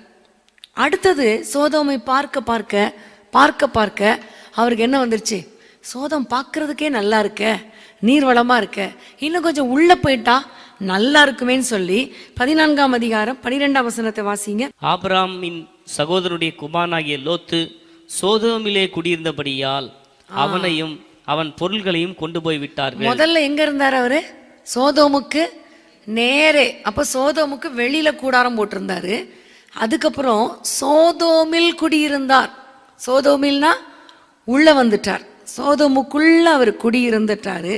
அப்போ கொஞ்ச நாள் போக போக 19ஆம் அதிகாரம் முதல் வசனத்தை வாசிங்க. 19:1. அந்த 2 தூதரும் சாயங்காலத்தில் சோதோமுக்கு வந்தார்கள். லோத்து சோதோமின் வாசலில் உட்கார்ந்திருந்தான். சோதோமின் வாசலில் உட்கார்ந்திருந்தான். முதல்ல அவன் சோதோம் என்றாலே என்ன அர்த்தம்? பயங்கரமான ஒரு பட்டணம், பாவம் நிறைந்த பட்டணம், அருவருப்பு நிறைந்த பட்டணம், அந்த மக்கள் தேவனுக்கு பயப்படாத ஒரு பட்டணம். ஆனால் அதை பார்த்தான், சோதோமை பார்த்துட்டே இருந்தான். அதுக்கப்புறம் அவன் என்ன செஞ்சிட்டான்? உள்ள வந்துட்டான். இன்னைக்கு நம்முடைய உலக காரியங்கள், உலக கவர்ச்சிகள், தேவையில்லாத மனிதர்களை நம்ம பார்த்து கொண்டே இருப்போமே. ஆனால் ஒரு கட்டத்தில் நம்ம என்ன செஞ்சிருவோம்? அதுங்களோடு ஒன்றித்து உள்ளேயே போயிடுவோம். பாவத்தை வெளியே இருந்து தூரத்துல இருந்து பார்த்துட்டு இருந்தோம்னா கொஞ்ச நாள் கழிச்சு பார்த்தீங்கன்னா அது உள்ள போயிடுவோம். முதல்ல நம்ம அதை அவாய்ட் பண்ணி வெளியே போயிடணும். ஆனால் உள்ள போயிட்டான், இவன் உள்ள போயிட்டான். அதுக்கப்புறம் பார்த்தீங்கன்னா சோதோமுடைய வாசல்ல உட்கார்ந்தான். பொதுவாகவே பட்டணத்து வாசல்ல யார் உட்காருவாங்கன்னா, பட்டணத்தின் மூப்பர்கள், பட்டணத்தின் தலைவர்கள், பட்டணத்தின் நியாயாதிபதிகள், பேர் பெற்றவர்கள் மட்டும்தான் எங்க உட்காருவாங்களாம்? பட்டணத்து வாசல்ல உட்காருவாங்க. இதுக்கு நான் பைபிள்லேருந்து உங்களுக்கு நான் ரெஃபரன்ஸ் சொல்ல விரும்புகிறேன். ரூத் 4ஆம் அதிகாரம் முதல் வசனத்தை நீங்க பாருங்க. ரூத் 4:1. போவாஸ் பட்டண வாசலில் போய் உட்கார்ந்து கொண்டிருந்தான். போவாஸ் எங்க உட்கார்ந்தான்? பட்டண வாசல்ல உட்கார்ந்தான். போவாஸ் எப்படிப்பட்ட மனிதன்? ஒரு பெரிய மனிதர். அவர் அந்த பட்டணத்திலே பேர் பெற்ற ஒரு மனிதன். அதனால அவர் பட்டணத்தின் வாசல்ல இருந்தாரு. அப்புறம் பேர் பெற்ற அநேக மூப்பர்கள் எல்லாரையும் கூப்பிட்டு, வாங்க வாங்க வாசல்ல உட்காருங்க, ஒரு முக்கியமான காரியத்தை நான் பேசணும் என்று அவன் கூப்பிடுகிறதை நாம் பார்க்கிறோம். அன்பான தேவனுடைய பிள்ளைகளே, ஒரு முக்கியமான மனிதர்கள் முக்கியமான முடிவெடுக்கிற நேரத்தில் அந்த பட்டணத்தின் வாசல்ல உட்காருவது வழக்கம். அதே போல யோபு 29ஆம் அதிகாரம் 7ஆம் வசனத்தை வாசிக்க கேட்போமா? யோபு 29:7. நான் பட்டண வீதியால் வாசலுக்குள் புறப்பட்டு போய் வீதியிலே என் ஆசனத்தை போடும்போது. போதும். அவன் யோபு சொல்லுகிறார், இப்போ நான் ரொம்ப கஷ்டப்பட்டு இழந்துட்டேன், ஆனால் ஒரு காலத்தில் நான் நல்லா வாழ்ந்த பொழுது நான் பட்டணத்து வாசலில் போய் அந்த வாசலில் அந்த வீதியில் என்னுடைய ஆசனத்தை போடும் பொழுது எல்லாரும் என்னை கனம் பண்ணுவார்கள் என்று யோபு சொல்லுகிறார். அப்போ இதுலேருந்து தெரியுது, பட்டணத்து வாசலில் யார் இருப்பாங்க? முக்கியமான நபர்கள். அப்போ லோத்து உள்ளே போய் குடியிருந்தான். கொஞ்சம் கொஞ்சமாக எல்லாரோடையும் பழகி பழகி கடைசியில் எப்படி ஆயிட்டார்? அவர் ஊரில் பெரிய ஆள் ஆயிட்டார். அந்த சோதோமில் ஒரு பெரிய ஆள் ஆயிட்டார். அப்புறம் பார்த்தீங்கன்னா அவருக்கு நிறைய ஃப்ரெண்ட்ஸ் எல்லாம் இருந்துட்டாங்க. அந்த ஃப்ரெண்ட்ஸ் தான் அந்த சகோதரனே அப்படின்னு சொல்கிறான் இல்லையா? அந்த வீட்டுக்குள்ளே 19ஆம் அதிகாரத்தில் பார்த்தீங்கன்னா அந்த மக்களை வெளியே அனுப்பு, 2 தூதரை வெளியே அனுப்புன்னு சொன்னவங்க, சகோதரரே நீங்கள் அப்படி செய்யாதீங்கன்னு சொல்கிறாரு. அவங்க எல்லாரும் யாரோட ஐக்கியமானவங்க? லோத்தோட ஐக்கியமாக இருந்தவங்க தான். அப்போ அவனுடைய வாழ்க்கை பார்த்தீங்கன்னா முதல்ல நேராக வெளியே இருந்தான், அப்புறம் உள்ளே வந்தான், அப்புறம் முக்கியமான நபராக மாறினான். அந்த பட்டணத்தில் இருந்த விக்கெட் பீப்புள் எல்லாரும், மோசமான மனிதர்கள் எல்லாருமே இவனோடு சகோதரர் போல பழகிட்டாங்க. அந்த அளவுக்கு இந்த லோத்து அந்த சோதோம் பட்டணத்தோடு ஒன்றித்து போயிட்டான். இப்போ சோதோமை விட்டு அவன் என்ன செய்ய முடியாது? பிரிக்க முடியாது. அது ஏன்னு பார்த்தீங்கன்னா, அவ்வளோ பெரிய ஒரு சோதோம் குமரா பட்டணத்துக்குள்ள நிறைய எதிரிகள் வந்து எல்லாரையும் சிறைப்படுத்திட்டு போன பிறகு கூட, ஆபிரகாம் அவனை சிறையிலிருந்து மீட்டு கொண்டு வந்து விட்ட பிறகு கூட சோதோமை விட்டு வெளியே வந்தானா? அப்பா, இந்த இடம் நமக்கு வேணாம், ஏற்கனவே நமக்கு சிறை பிடிக்கப்பட்டுட்டோம், இனிமே இங்கே இருக்கக்கூடாதுன்னு ஒரு அடி தான் ஆண்டவர் அடிப்பார் இல்லையா? திரும்ப திரும்ப உள்ளே உட்கார்ந்தா பெரிய அடிக்கு நம்ம எதிர்பார்க்கணும். அப்போவே அவன் வெளியே வந்திருந்தா அவனுடைய வாழ்க்கை, அவனுடைய குடும்பம், பிள்ளைகள் வாழ்க்கை எவ்வளவோ ஆசீர்வாதமாக இருந்திருக்கும். ஆனால் அதையும் மீறிட்டு இங்கே தான் இருப்பேன்னு சொல்லி அங்கே தலைவராகி, ஊர் தலைவராகி, இவரெல்லாம் பெரிய ஆளாக்கி, இவரோடு கூட ஒரு பெரிய கேங் அப்படியே இருந்து அவன் அப்படியே வாழ்ந்துட்டான். அதனால பார்த்தீங்கன்னா என்ன நடந்துச்சு அப்படின்னு பார்த்தீங்கன்னா, இவன் நிமித்தம் அவனுடைய குடும்பத்தினர், பிள்ளைகள் எல்லாருமே சோதோமுடைய ஆடம்பரத்துக்குள்ள, சோதோமுடைய வாழ்க்கைக்குள்ள அவங்க என்ன செஞ்சிட்டாங்க? பழகிட்டாங்க. பிள்ளைகளும் பழகிட்டாங்க. சோதோமின் மேல பற்றுதல். சோதோம் என்றாலே என்ன என்று சொல்லி எசேக்கியேல்ல ஒரு அருமையான ஒரு வசனம் இருக்கு. அதை வாசித்தோம்னா நமக்கு நல்லா புரியும். எசேக்கியேல் 16ஆம் அதிகாரம் 49ஆம் வசனத்தை நாம் வாசிக்க கேட்போம். எசேக்கியேல் 16:49. இதோ கர்வமும் ஆகார திரட்சியும் நிர்விசாரமான சாங்கோபமாகிய இவைகளே உன் சகோதரியான சோதோமின் அக்கிரமம். சோதோமுடைய அக்கிரமம் என்ன அப்படின்னு எசேக்கியேல்ல அருமையான ஒரு வார்த்தை சொல்லப்பட்டிருக்கிறது. எசேக்கியேல் 16:49 கர்வம். கர்வம். அது அப்படின்னா என்ன அர்த்தம்? பெருமை, பயங்கரமான பெருமை. அடுத்தது ஆகார திரட்சி. அப்படின்னா ஒரு குறையே கிடையாது. இந்த சோதோம்ல இருக்கிற மக்களுக்கு எதுவுமே கிடையாது, எதுவுமே கிடையாது, எதுவுமே தேவை கிடையாது, எல்லாமே இருக்கு. அப்படின்னாலே அங்க தேவ பயம் இருக்குமா? இருக்காது, தேவையே இல்லையே. அமெரிக்காவில் இருக்கிற மனிதர்கள்லாம் ஒரு காலத்துல ஆண்டவரை தேடின மக்கள். ஆனா இப்போ எங்களுக்கு வேலை இருக்கு, எல்லாமே இருக்கு, நாங்க அவரை தேட வேண்டிய அவசியம் இல்லை என்று ஒரு கூட்டம் எழுப்பி இருக்கிறாங்க. காரணம் என்ன? ஆசீர்வதிக்கப்பட்ட பிறகு ஆண்டவர் நமக்கு தேவையில்லை. என்னுடைய மூளை இருக்குது, என்னுடைய கைகளால் நான் வேலை செய்கிறேன், எனக்கு என்ன தேவை? ஒண்ணுமே இல்லை, நான் ஏன் ஆண்டவரை தேடணும்? நிர்விசாரமான ஒரு வாழ்க்கை. இதுதான் சோதோமுடைய அக்கிரமம், ஆடம்பரம். எல்லாமே அபண்டன்ஸா இருக்கு, எல்லாமே கிடைக்குது, அப்போ ஜாலியா வாழ்ந்துட்டு இருக்காங்க. இந்த வாழ்க்கைக்குள்ள ஒரு தகப்பன் உள்ள போனதுனால பிள்ளைகளும் மனைவியும் அந்த சோதோமின் பாவத்தோடு அவர்கள் ஒன்றி போயிட்டாங்க. உள்ளத்துக்குள்ள ஃபுல்லா என்ன இருக்குது? பெருமை இருக்குது, எதை குறித்தும் கவலை இல்லை, நிர்விசாரம், எதுவுமே எனக்கு தேவையில்லை, எதுவுமே தேவையில்லை, தேவைன்னு எதுவுமே இல்லை, அதனால ஆண்டவரை தேட வேண்டிய அவசியமும் எனக்கு இல்லை என்று சொல்லக்கூடிய அளவுக்கு இந்த சோதோமுக்குள்ள வாழ்ந்த லோத்துடைய மனைவி பிள்ளைகளும் மாறிவிட்டார்கள். அன்பான தேவனுடைய பிள்ளைகளே, அதனால தான் அங்கே வெளியே போகும் பொழுதும் பார்த்தீங்கன்னா, என் பின்னாடி பார்க்காதே, திரும்பி பார்க்காதேன்னு சொல்லும் பொழுது இந்த லோத்துடைய மனைவி திரும்பி பார்த்ததுக்கு காரணம் அவளுக்குள்ள வெளியே வரணும், ஆண்டவர் அழிவு வருது, தப்பிக்கணும்னு ஆசை. ஆனால் உள்ளத்துக்குள்ள அந்த சோதோமின் பாவங்கள் என்ன செய்ய முடியல? விட முடியல. சோதோமுடைய ஆடம்பரத்தை விட முடியல. அதனால்தான் அவ திரும்பி பார்க்குறா, ஐயோ அதை விட்டுட்டு நான் போகணுமா அப்படின்னு திரும்பி பார்த்தாள். உப்பு தூணாளார் என்பதை நாம் அறிந்து கொள்கிறோம். அன்பான தேவனுடைய பிள்ளைகளை, பெற்றோராகிய நாம் கர்த்தருக்கு பயப்படாமல், தேவ பயம் இல்லாமல் நம் உலகத்துக்குள்ளே வாழ்ந்து கொண்டிருந்தால், உலகத்தின் ஆடம்பரத்துக்குள்ளே சிக்கி இருந்தா கண்டிப்பா நம்முடைய பிள்ளைகளும் அப்படிதான் மாறிடுவாங்க. அதுக்கப்புறம் அவங்கள கண்டிக்க முடியவே முடியாது. அதனால ஆரம்பத்தில் இருந்தே கர்த்தருக்கு பயப்படுகிற பயம், உலகத்தினோடு ஒன்றி வாழாத ஒரு வாழ்க்கையை வாழ்வதற்கு நாம் பெற்றுக்கொள்ள வேண்டும். ஆமேன், ஹல்லேலூயா. ஏன்னா ஆண்டவர் சொல்லுகிறார், நீங்க உலகத்துல இருந்தாலும் நீங்கள் உலகத்தார் அல்ல, ஒரு வேறு பிரிக்கப்பட்ட வாழ்க்கை வாழ வேண்டும் என்று கர்த்தர் சொல்லுகிறார். 2 கொரிந்தியர் 6ஆம் அதிகாரத்துல நீங்க எழுதி வைத்துக் கொள்ளுங்கள். 2 கொரிந்தியர் 6ஆம் அதிகாரம் 14 18 வசனம் வரைக்கும் வாசித்து பார்த்தீங்கன்னா, தேவனுடைய பிள்ளைகளுக்கும் விக்கிரகங்களுக்கும் சம்பந்தம் ஏது? ஒளிக்கும் இருளுக்கும் சம்பந்தம் ஏது? கிறிஸ்துவுக்கும் பேலியாளின் பிள்ளைகளுக்கும் சம்பந்தம் ஏது என்று சொல்லி, நீங்கள் தேவனுடைய ஆலயமாய் இருக்க வேண்டும். இந்த உலகத்துல தான் இருக்கிறீங்க, ஆனா தேவனுடைய ஆலயமாய் இருக்க வேண்டும். பிரிந்து போய் பரிசுத்தமாய் வாழுங்கள் என்று ஆண்டவர் கற்றுக் கொடுக்கிறார். அன்பான தேவனுடைய பிள்ளைகளே, பாவம் சூழ்நிலையை பார்க்கும் பொழுதே நம்ம விலகி போயிட்டா நமக்கு நல்லது. இல்லை, என்னை ஒன்றும் பண்ண முடியாது, நான் ரொம்ப ஸ்ட்ராங், என்னை எதுவுமே அசைக்க முடியாது அப்படின்னா கொஞ்சம் கொஞ்சமாக இந்த சாத்தா உள்ளே கொண்டு போய் கடைசியில் கீழே விழத்தள்ளி, கடைசியில் நம்ம நிமித்தமாக நம்முடைய குடும்பமும் பரிசுத்தத்தை இழந்து கடைசியில் ஒரு பரிதவிக்கப்படத்தக்க ஒரு வேதனையான ஒரு நிலைமைக்கு நாம் போய்விடுவோம். அதனால் இன்னைக்கு லோத்தை பார்த்து நம்ம அறிந்து கொள்ளக்கூடிய முக்கியமான காரியம், நம்முடைய கண்களின் இச்சைக்கு இடம் கொடுத்து, கண்கள் பார்த்து எதையுமே நம்ம என்ன செய்யக்கூடாது? அனுபவிக்கணும்னு நினைக்கக்கூடாது.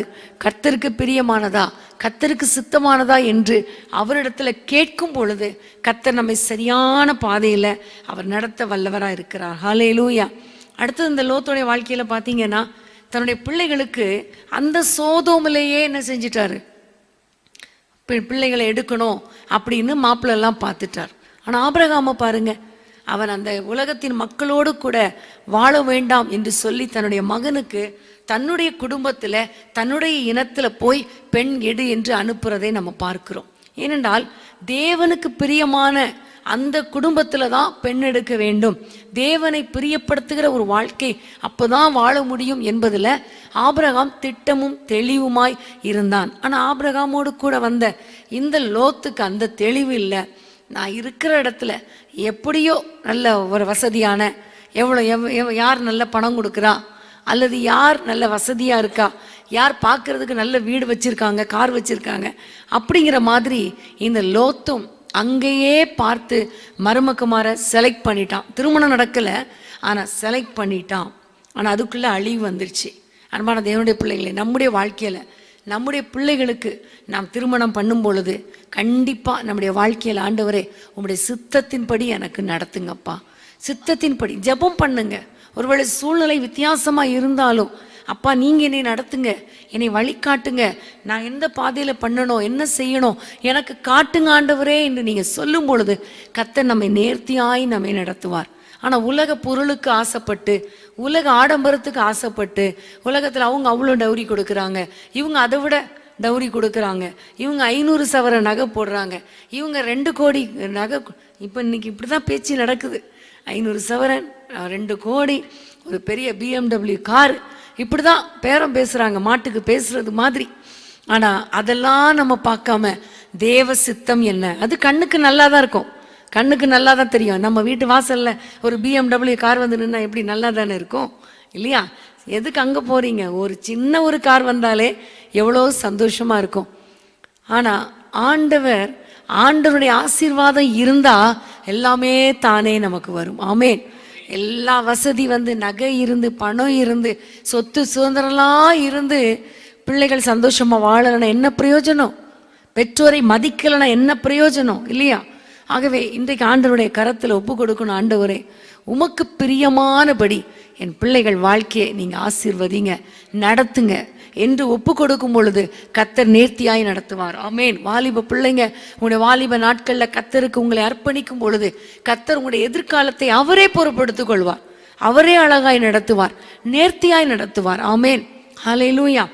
அடுத்தது பார்த்தீங்கன்னா ஆதியாகமம் 19ஆம் அதிகாரம் 15ஆம் 16ஆம் வசனத்தை வாசிக்க கேட்போம்.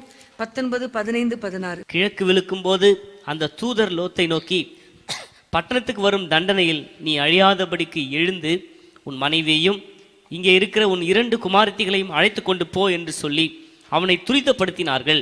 அவன் தாமதித்து கொண்டிருக்கும் போது கர்த்தர் அவன் மேல் வைத்த இரக்கத்தினாலே அந்த புருஷர் அவன் கையையும் அவன் மனைவியின் கையையும் அவன் 2 குமாரத்திகளின் கையையும் பிடித்து அவனை பட்டணத்துக்கு வெளியே கொண்டு போய் விட்டார்கள். பாருங்க, அவ்வளோ இரக்கம் வைத்து, ஆண்டவர் இரக்கம் வைத்து, நீ இந்த பட்டணத்தில் நீ இருக்கக்கூடாதுப்பா, நீ நீதிமான், ஒன்று ஆபிரகாமின் நிமித்தம் நான் உன்னை ஆசீர்வதிக்க விரும்புகிறேன், நீ தயவு செஞ்சு நீ பட்டணத்தை விட்டு வெளியே வந்து அந்த மலைக்கு ஓடிப்போ, எங்கேயும் நிற்காத, ஓடிப்போ என்று சொல்லும் பொழுது அப்போ கூட இந்த லோத்து என்ன செய்யலை? அவர் கீழ்ப்படுகிறாரு, ஆனால் கீழ்ப்படுகிறதுல கொஞ்சம் வித்தியாசம். முதல்ல தாமதிக்கிறாரு. கண்டிப்பாக தாமதிக்கிறாருன்னு என்ன அர்த்தம்? அதை எடுத்துக்கலாமா, இதை எடுத்துக்கலாமா, அதை எடுத்துக்கலாமா, எது கைக்கு கிடைக்குது, ஜீவன் தப்பணுமா இல்லை பொருள் வேணுமான்னு தெரியல, எல்லாத்தையும் எடுக்கிறதுக்கு தாமதிக்கிறாரு. சரி பரவாயில்ல, நீ வேகமாக அந்த மலைக்கு ஓடிப்போ அப்படின்னா அவர் சொல்கிறாரு, அந்த மலைக்கெல்லாம் ஓடி போக முடியாது ஏசப்பா, நான் இங்கே இருக்கிறேன், இந்த சமூகத்தில் இங்கே இருந்த சோபார் அந்த இடத்துல நான் போய் நான் இருந்துக்கிறேன் அப்படின்னு சொல்லி ஆண்டவருக்கே ஒரு ஆலோசனை கொடுக்குறாரு. ஆனால் ஆண்டவர் கீழ்ப்படிய சொன்னால் கீழ்ப்படிய வேண்டும். ஆமேன். ஒரு காம்ப்ரமைஸும் பண்ணக்கூடாது. ஆண்டவரே, நான் ஒன்றும் பண்ண மாட்டேன், நீங்கள் என்ன சொல்கிறீங்களோ அப்படியே எனக்கு இப்படி பண்ணிடுங்க ஏசப்பா, இப்படி ஒரு வழி காட்டிடுங்க, எல்லாமே கிடையாது. ஆண்டவர் சொன்னதுக்கு கீழ்ப்படிய வேண்டும். ஆமேன். இந்த லோத்து அன்னைக்கு கீழ்ப்படியலை, அவ்வளோ இரக்கம் வைக்கிறாரு. ஆதியாகமம் 18ஆம் அதிகாரத்தில் பார்த்தீங்கன்னா ஆபிரகாம் கேட்குற, ஆண்டவரே 10 நீதிமான்கள் காணப்பட்டால் 50 நீதிமான்கள், 45, 40, 35, 30, 20, 10 வரைக்கும் வந்துட்டாரு. 10 நீதிமான்கள் காணப்பட்டா பட்டணத்தை அழிப்பீரா? அழிக்க மாட்டேப்பான்னு சொல்லிட்டாரு. ஆனால் அந்த பட்டணத்தில் எத்தனை பேர் இல்லை? 10 பேர் இல்லை, ஒரே ஒரு நீதிமான் தான் இருந்தார். ஆனால் அதனால ஆண்டவர் என்ன செய்தார்? இந்த நீதிமானை வெளியே கொண்டு வந்துட்டு பட்டணத்தை அழித்தார். ஆனால் அப்போ கூட அவனுக்கு என்ன செய்யலை? வெளியே போகிறதுக்கு அவ்வளோ இஷ்டமே இல்லை. அதே போல் மனைவி வெளியே போய் உப்பு தூணானா. இன்றைக்கி நம்முடைய வாழ்க்கையில் கர்த்தருடைய வார்த்தைக்கு நம்ம கீழ்ப்படுகிறதுல தாமதம் பண்ணக்கூடாது. ஒன்று, தாமதம் பண்ணக்கூடாது. ரெண்டாவது, அவருக்கே அட்வைஸ் பண்ணி நான் இங்கே போய்க்கிறேன், இப்படி கீழ்ப்படுகிறேன் என்று ஆண்டவருக்கு ஆலோசனை கொடுக்கிற அதிக பிரசங்கியா என்ன செய்யக்கூடாது, இருக்கக்கூடாது. ஆமேன். சரி, இந்த லோத்து இவ்வளோ காரியங்கள் பண்ணதுனால அவனுடைய வாழ்க்கையில் வந்த ரிசல்ட், அவனுடைய வாழ்க்கையில் வந்த சாபம், அதை பார்த்தீங்கன்னா ஃபஸ்ட்டு தேவனோடு உள்ள உறவை அவன் இழக்கிறான், தேவ பிரசன்னத்தை இழக்கிறான். ஆபிரகாம் விட்டு அவன் பிரிந்த பிறகு கர்த்தர் ஆபிரகாமோடு பேசுகிறார், ஆனால் லோத்தோடு பேசவே இல்லை. அவன் நினைச்சது ஆபிரகாமோடு போகும்போது அந்த தேவன் நம்மளை ஆசீர்வதிப்பார் என்று சொல்லி, ஆனால் கர்த்தருடைய ஆசீர்வாதம் இவனுக்குள்ள வரல. தேவ பிரசன்னத்தையே அவன் இழந்து போனான். அப்படியே அந்த ஒரு சோதம் குமரா பட்டணத்துக்குள்ள அந்த இருளுக்குள்ள அவன் போய்விட்டான். அடுத்தது பார்த்தீங்கன்னா சமாதானத்தை இழந்தான், பிரசன்னத்தை இழந்தான். அடுத்தது சமாதானத்தை இழந்தான். உதாரணமாக பாருங்க, ஆதியாகமம் 14ஆம் அதிகாரத்தில் அவனையும் அவனுடைய எல்லா காரியங்களையும் சிறைப்பிடித்து கொண்டு போய்விட்டார்கள். எதிரிகள் வந்து சிறைப்பிடித்து கொண்டு போயிட்டாங்கன்னு நம்ம பார்க்குறோம். சிறைப்பிடிச்சிட்டு போயிட்டா சமாதானம் இருக்குமா? இருக்காது. சமாதானமே போயிருச்சு. அவ்வளோ கஷ்டப்பட்டான். அதுக்கப்புறம் பார்த்தீங்கன்னா அவனை யாருமே மதிக்கலை, யாருமே மதிக்கலை. பட்டணத்து மனுஷங்க என்ன பண்ணாங்க, அந்த மனுஷனை கொண்டு வா. அப்போ அவன் சொல்கிறான், ஐயோ அவங்களுக்கு தீங்கு செய்யாதப்பா, என் பிள்ளைகளை அனுப்புறேன்னு சொல்லும்போது நீ என்னடா பரதேசி அப்படின்னு சொல்கிறான். அது வரைக்கும் எங்கே உட்காந்துருந்தாரு? வாசலில் உட்காந்த. நான் சொன்னேன் வாசலில் உட்காந்தாரு. இவங்க எல்லாம் அவனை மதிச்சிருப்பாங்க. ஆனால் இப்போ பாருங்க அவன் என்ன செய்கிறான், நீ என்னடா பரதேசி, ஒண்ட வந்தவன், எங்களெல்லாம் நீ விரட்டுறியா, எங்களுக்கு அட்வைஸ் பண்ணுறியா அப்படின்னு சொல்லி ரொம்ப கேவலமாக பேசுகிறாங்க. சரி, வீட்டில் மனைவி தான் மதிக்கிறாளா அப்படின்னு பார்த்தா மனைவி என்ன செய்யலை, மதிக்கலை. நீ பின்னிட்டு பார்க்காத, திரும்பி வான்னு சொல்லும்போது அவள் பின்னிட்டு பார்த்து உப்பு தூளாயிட்டா. அதுக்கப்புறம் உறவினர்கள் மதிக்கிறாங்களான்னு பார்த்தா அவங்களும் மதிக்கலை. உறவினர்கள் யாரு? பிள்ளைகளுக்கு திருமணம் செய்யும்படி நிச்சயிக்கப்பட்ட மாப்பிளமார் மருமகன்கிட்டலாம் போய் சொல்றார், இந்த பட்டணத்தை அழிக்க போறார் ஆண்டவர், நீ வந்துரு, எங்களோட வந்துரு, நீ ஜீவன் தப்பிடலாம் சொன்னா என்ன சொல்றாங்க, அவங்க பரிகாசம் பண்றாங்க. ஆண்டவராது அழிக்கிறதாவது, இந்த உலகத்தில் அழிவை நாங்கள் இதுவரைக்கும் பார்த்ததில்லை அப்படின்னு சொல்லி அவனை நம்பலை. காரணம் இவனுடைய குவாலிட்டி. உண்மையிலே தேவனுக்கு பிரியமான ஒரு வாழ்க்கை வாழ்ந்தா நம்முடைய பேச்சை மற்றவங்க என்ன செய்வாங்க, மதிப்பாங்க. அந்த அளவுக்கு கர்த்தர் நம்மை உயர்த்துவார். இவன் கர்த்தருடைய திட்டத்துக்கு மீறி உலக பிரகாரமான வாழ்ந்ததுனால யாருமே அவனை மதிக்கலை. பிள்ளைகள் கூட மதிக்கலை. பிள்ளைகள் கூட அவனை என்ன செய்யலை, ஒரு தகப்பன் அப்படின்னு மதிக்கலை. அவனை மதிக்க, நமக்கு ஒரு சந்ததி வேணும், அது தகப்பனாக இருந்தானே யாராக இருந்தானே அப்படின்னு நினச்சிட்டாங்க.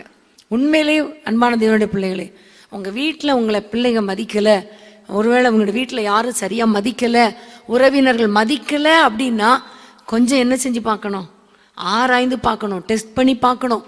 ஆண்டவரே, நீங்கள் விரும்பாத ஏதாவது ஒரு காரியம் நான் செய்கிறேனா, நீங்கள் விரும்பாத வாழ்க்கை வாழ்கிறேனா, உலகத்தோடு ஐக்கியமாக இருக்கிறேனா, தேவையில்லாத உறவுகளுக்குள்ளே சிக்கி இருக்கிறேனா, எனக்கு உணர்த்துங்க ஏசப்பா.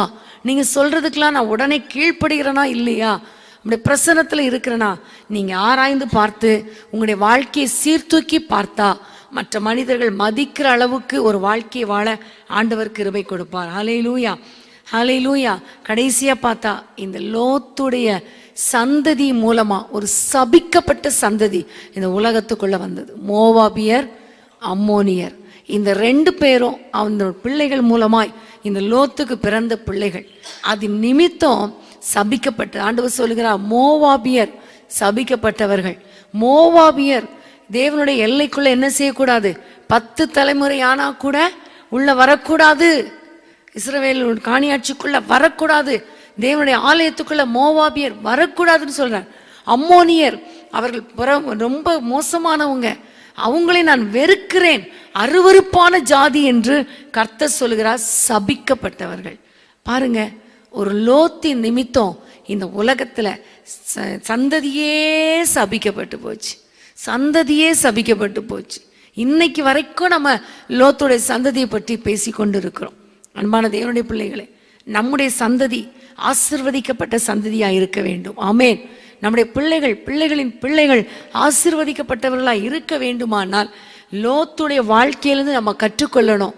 செய்ய வேண்டியதை செய்யணும், வேண்டாத காரியங்களை ஒரு எச்சரிப்பாய் பெற்று நம்ம விலகி வரும் பொழுது கர்த்தர் கண்டிப்பா நம்முடைய சந்ததியை கர்த்தர் ஆசீர்வதிப்பார். ஆமென்.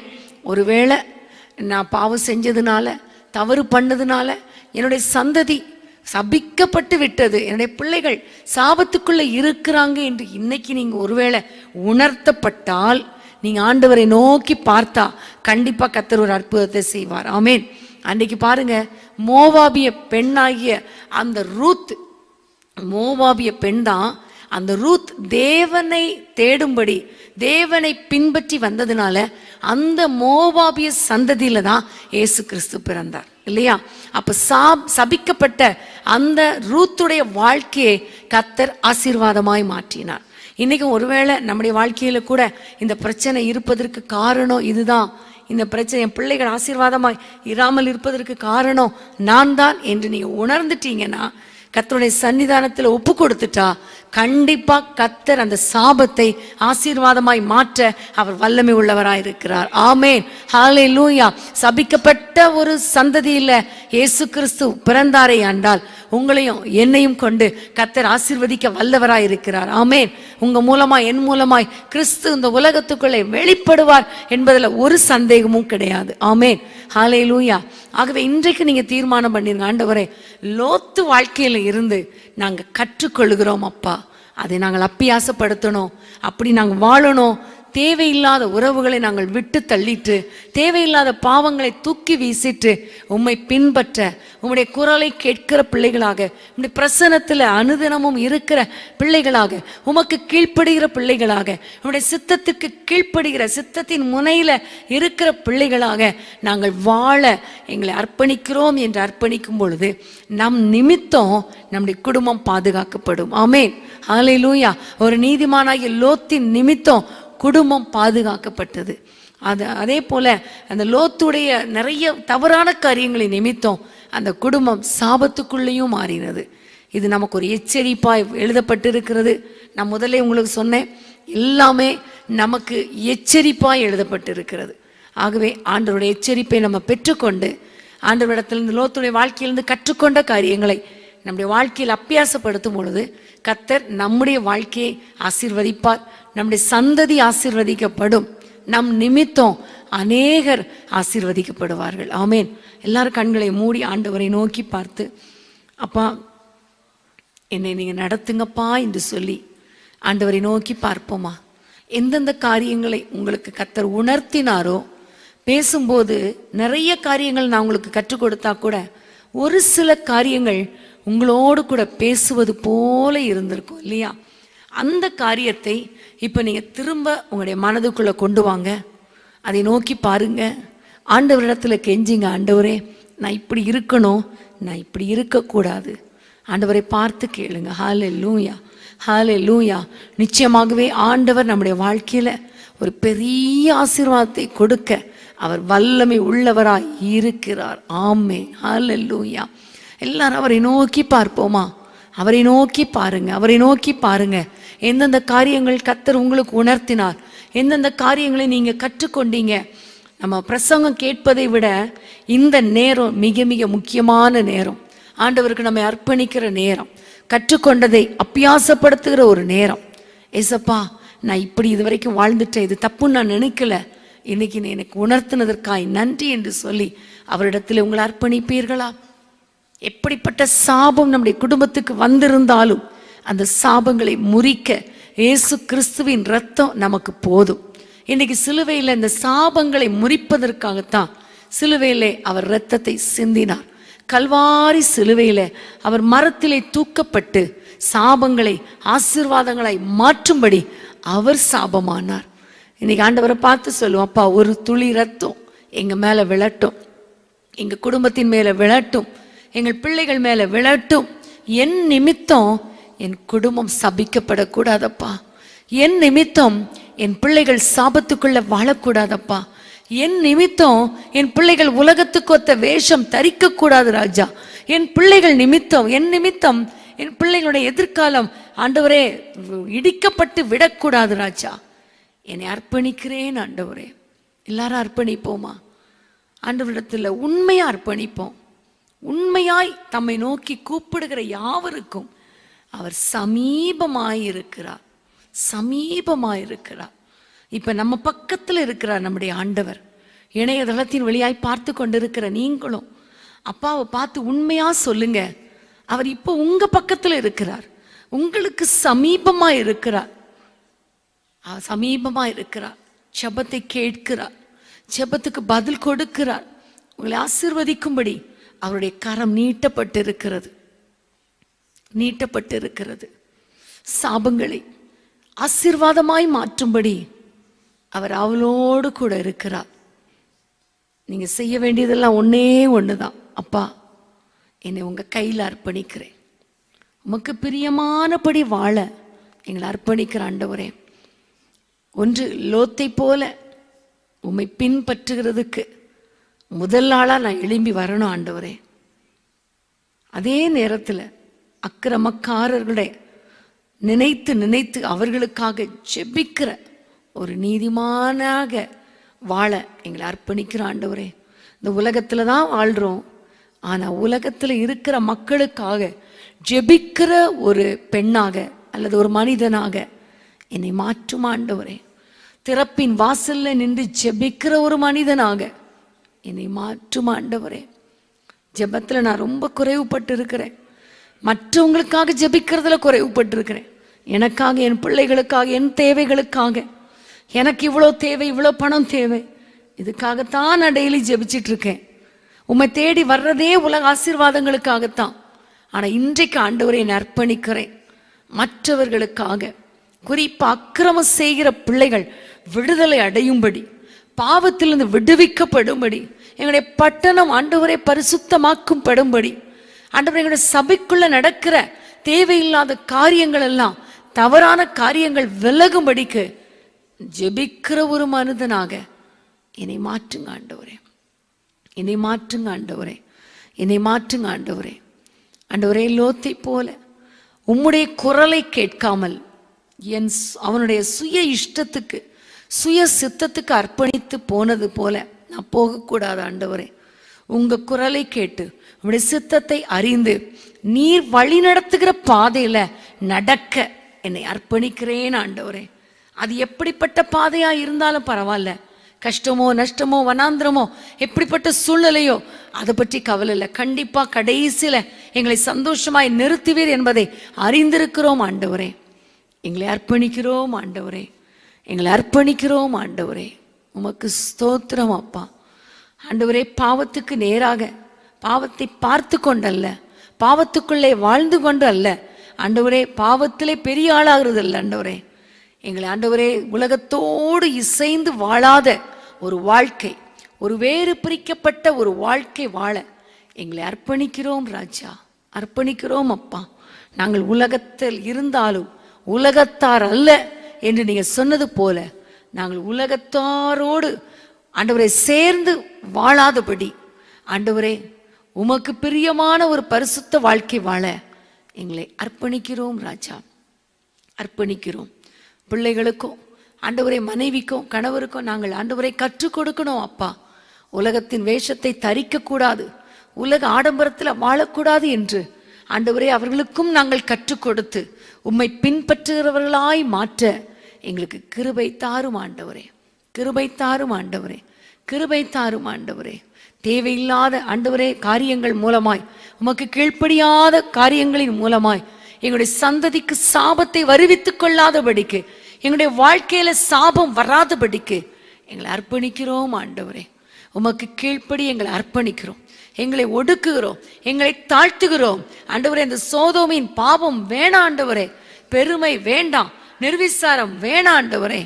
எங்களை அர்ப்பணிக்கிறோம் ஆண்டவரே, எங்களை அர்ப்பணிக்கிறோம் ஆண்டவரே, எங்களை தாழ்த்துகிறோம் ஆண்டவரே. எல்லாரும் அர்ப்பணிச்சிட்டீங்களா? ஆண்டவரை நோக்கி பார்த்துட்டு இருக்கீங்களா?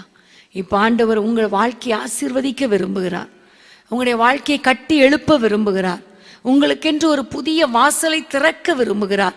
உங்களுடைய வாழ்க்கையில் இருக்கிற எல்லா சாபங்கள், எல்லா தரித்திரங்களை மாற்ற விரும்புகிறார். உங்களுடைய பிள்ளைகளுடைய எதிர்காலங்களை கர்த்தர் ஆசீர்வதிக்க விரும்புகிறார். உங்களுடைய எதிர்காலத்தை கட்டி எழுப்ப விரும்புகிறார். ஆண்டவரை நோக்கி பார்ப்போமா? ஆண்டவரை நோக்கி பார்ப்போமா? அப்பா உமக்கு ஸ்தோத்திரம் என்று சொல்லி, இன்னைக்கு லோத்திலிருந்து நிறைய காரியங்களை கற்றுக் கொடுத்தீங்களே, உமக்கு ஸ்தோத்திரம் என்று சொல்லி ஆண்டவரை துதிப்பீங்களா? ஆண்டவரை நோக்கி பார்ப்பீங்களா? எல்லாரும் வாய்களை திறந்து ஆண்டவரே உமக்கு ஸ்தோத்திரம் சொல்லுவோமா? அன்பின் ஆண்டவரே, உம்மை நோக்கி நாங்கள் பார்க்கிறோம் ராஜா. இங்க வந்திருக்கிறவங்க, இதை பார்த்து கொண்டிருக்கிறவங்க ஒவ்வொருவர் வாழ்க்கையிலையும் நீ கற்றுக் கொடுத்த நல்ல பாடங்களுக்காக உமக்கு ஸ்தோத்திரம். யார் யார் தன்னை உமக்கென்று அர்ப்பணித்திருக்கிறார்களோ அவர்கள் குடும்பத்தை கர்த்தர் ஆசீர்வதிப்பீராக. இரத்த கோட்டைக்குள் அவர்களை கொண்டு வருவீராக. இயேசுவின் நாமத்தினாலே எல்லா சாபங்கள் இயேசுவின் நாமத்தில் முறிக்கப்படுவதாக ராஜா. பாவத்தினால் வந்த சாபங்கள் முறிக்கப்படுவதாக. சோதோமின் பாவத்தினால் வந்த சாபங்கள் இயேசுவின் நாமத்தில் முறிக்கப்படுவதாக நாங்கள் ஜெபிக்கிறோம். லோத்துடைய சந்ததிக்கு வந்த சாபங்கள் எங்களை தொடராதபடிக்கு ஏசப்பா நீர் முறித்து போடுவீராக. சாபங்களை ஆசீர்வாதமாய் மாற்றுவீராக. நம்முடைய பிள்ளைகளை ஆசீர்வதிங்க ராஜா. நீர் எங்களுக்காக கல்வாரி சிலுவையிலே இரத்தத்தை சிந்தி ஆண்டவரை சாபங்களை ஆசீர்வாதமாய் மாற்றினீரே அப்பா. இப்பொழுது ஒவ்வொருவர் மேல உம்முடைய ஆசீர்வதிக்கும் இரத்தம், ஆசீர்வதிக்கும் கரம் நீட்டப்படுவதாக. சாபங்கள் முறிக்கப்படுவதாக. சாபங்கள் ஆசீர்வாதமாய் மாறுவதாக. பிள்ளைகளை ஆசீர்வதிங்க ராஜா, ஆசீர்வதிங்க ராஜா. நன்மையும் கிருபையும் பிள்ளைகளை தொடரட்டும் அப்பா. ஒரு ஜபாவினால நிரப்புங்க, பரிசுத்தத்தினால நிரப்புங்க. மற்றவர்களுக்காக ஜெபிக்கிற ஒரு கிருபையை தாங்க. உம்முடைய சித்தத்தை அறிந்து கொள்ளுகிற பாக்கியத்தை தாங்க. எல்லாவற்றிலும் உம்மை மகிமைப்படுத்துகிற பிள்ளைகளாய், உமக்கு கீழ்ப்படுகிற பிள்ளைகளாய், உமக்கு பிரியமான வாழ்க்கை வாழ எங்கள் ஒவ்வொருவருக்கும் கிருபை கொடுப்பீராக ராஜா. உம்முடைய பிள்ளைகள் வாழ்க்கையில் இருக்கிற எல்லா போராட்டங்களுக்கு ஒரு முற்றுப்புள்ளி வைங்க ராஜா. தரித்திரத்தின் ஆவி இயேசுவின் நாமத்தில் வெளியேறுவதாக ராஜா. போராட்டத்தை வெளியே துரத்துகிறோம் அப்பா. சாபத்தினால வந்த வியாதிகள் இயேசுவின் நாமத்தில் மறைந்து போவதாக. பிள்ளைகளுடைய வாழ்க்கை இன்னும் ஆசீர்வதிக்கப்படவில்லையே என்று வேதனையோடு இருக்கிற பிள்ளைகள் வாழ்க்கையில அற்புதங்களை செய்வீராக ராஜா. அற்புதங்களை செய்வீராக ராஜா. ஆண்டவரே, தடைப்பட்ட ஆசீர்வாதங்கள் இயேசுவின் நாமத்தில் கிடைப்பதாக. வேலை கிடைப்பதாக. ஆண்டவரே, கடன் பிரச்சனைகள் மாறுவதாக. குழந்தை கிடைப்பதாக. திருமணம் நடப்பதாக நாங்கள் ஜெபிக்கிறோம். நம்முடைய பிள்ளைகளை கர்த்தர் ஆசீர்வதித்து அனுப்புவீராக. ஆபிரகாமின் ஆசீர்வாதங்கள் நம்முடைய பிள்ளைகள் ஒவ்வொருவருக்கும் வந்து சொந்தமாவதாக நாங்கள் சுதந்திரித்துக் கொள்ளுகிறோம் ராஜா. கிருபை ஒப்பு கொடுக்கிறோம். அதிசயங்களை காணப்பண்ணும். நம்முடைய நாமத்தை மகிமைப்படுத்தும். ஆண்டவரே, இதே நேரத்தில் குவைத் தேசத்தில் ஊழியம் செய்து கொண்டு ஜெபிக்கிறோம். கர்த்தர் ஆண்டவரே ஒவ்வொரு ஊழியங்களையும் ஆசீர்வதிப்பீராக. ஞாயிற்றுக்கிழமை வரைக்கும் இருக்கிற ஒவ்வொரு கூட்டத்திலும் நம்முடைய மகனை வல்லமையாய் பயன்படுத்துவீராக நாங்கள் ஜெபிக்கிறோம். திங்கட்கிழமை பிரயாணத்திற்காக ஜெபிக்கிறோம். பிரயாண பாதுகாப்புக்காக ஜெபிக்கிறோம். அடுத்த செவ்வாய்க்கிழமை காலையில பத்திரமாய் சுமந்து கொண்டு வருவீராக. மாலையில ஆண்டவரே ஹீலிங் சர்வீஸ்ல சகோதரனை பயன்படுத்துவீராக நாங்கள் ஜெபிக்கிறோம். கிருபைக்கு ஒப்பு கொடுக்கிறோம் அப்பா. தொடர்ந்து இந்த வார ஊழியங்கள் எல்லாவற்றையும் கர்த்தர் பொறுப்படுத்திக் கொள்வீராக. நம்முடைய பிள்ளைகள் ஒவ்வொருவரும் திரும்ப வீட்டுக்கு போகிறார்கள் அப்பா. நன்மையும் கிருபையும் நம்முடைய பிள்ளைகளை தொடர்வதாக நாங்கள் ஜெபிக்கிறோம். அடுத்த பைபிள் ஸ்டடியில இன்னும் ஆழமான சத்தியங்களை எங்களுக்கு கற்றுத் தருவீராக. நம்முடைய பிள்ளைகளை ஆசீர்வதியும். இயேசுவின் நாமத்தில் ஜெபிக்கிறோம் பிதாவே. மாணவர்களே, நாளை சனிக்கிழமை மாலை 5:30 மணிக்கு வேதமே மனமகிழ்ச்சியில நீங்க எங்களோடு கலந்து கொள்ள மறந்துடாதீங்க. நிச்சயமாகவே கர்த்தர் நம்மோடு கூட பேசுவார். அந்த நேரங்கள் மிகவும் ஆசீர்வாதமாக இருக்கும். அது மாத்திரமல்ல, வருகிற ஞாயிற்றுக்கிழமை நம்ம எல்லாருக்கும் தெரியும் முழு இரவு ஜெபம். அந்த முழு இரவு ஜெபத்துக்கு ஆயத்தமாகுங்கள். கர்த்தர் நிச்சயமாக நம்முடைய ஜெபங்களை கேட்டு நம்முடைய குடும்பங்களிலே, தேசத்திலே, சபைகளிலே ஒரு பெரிய எழுப்புதலை கட்டளையிடுவார்.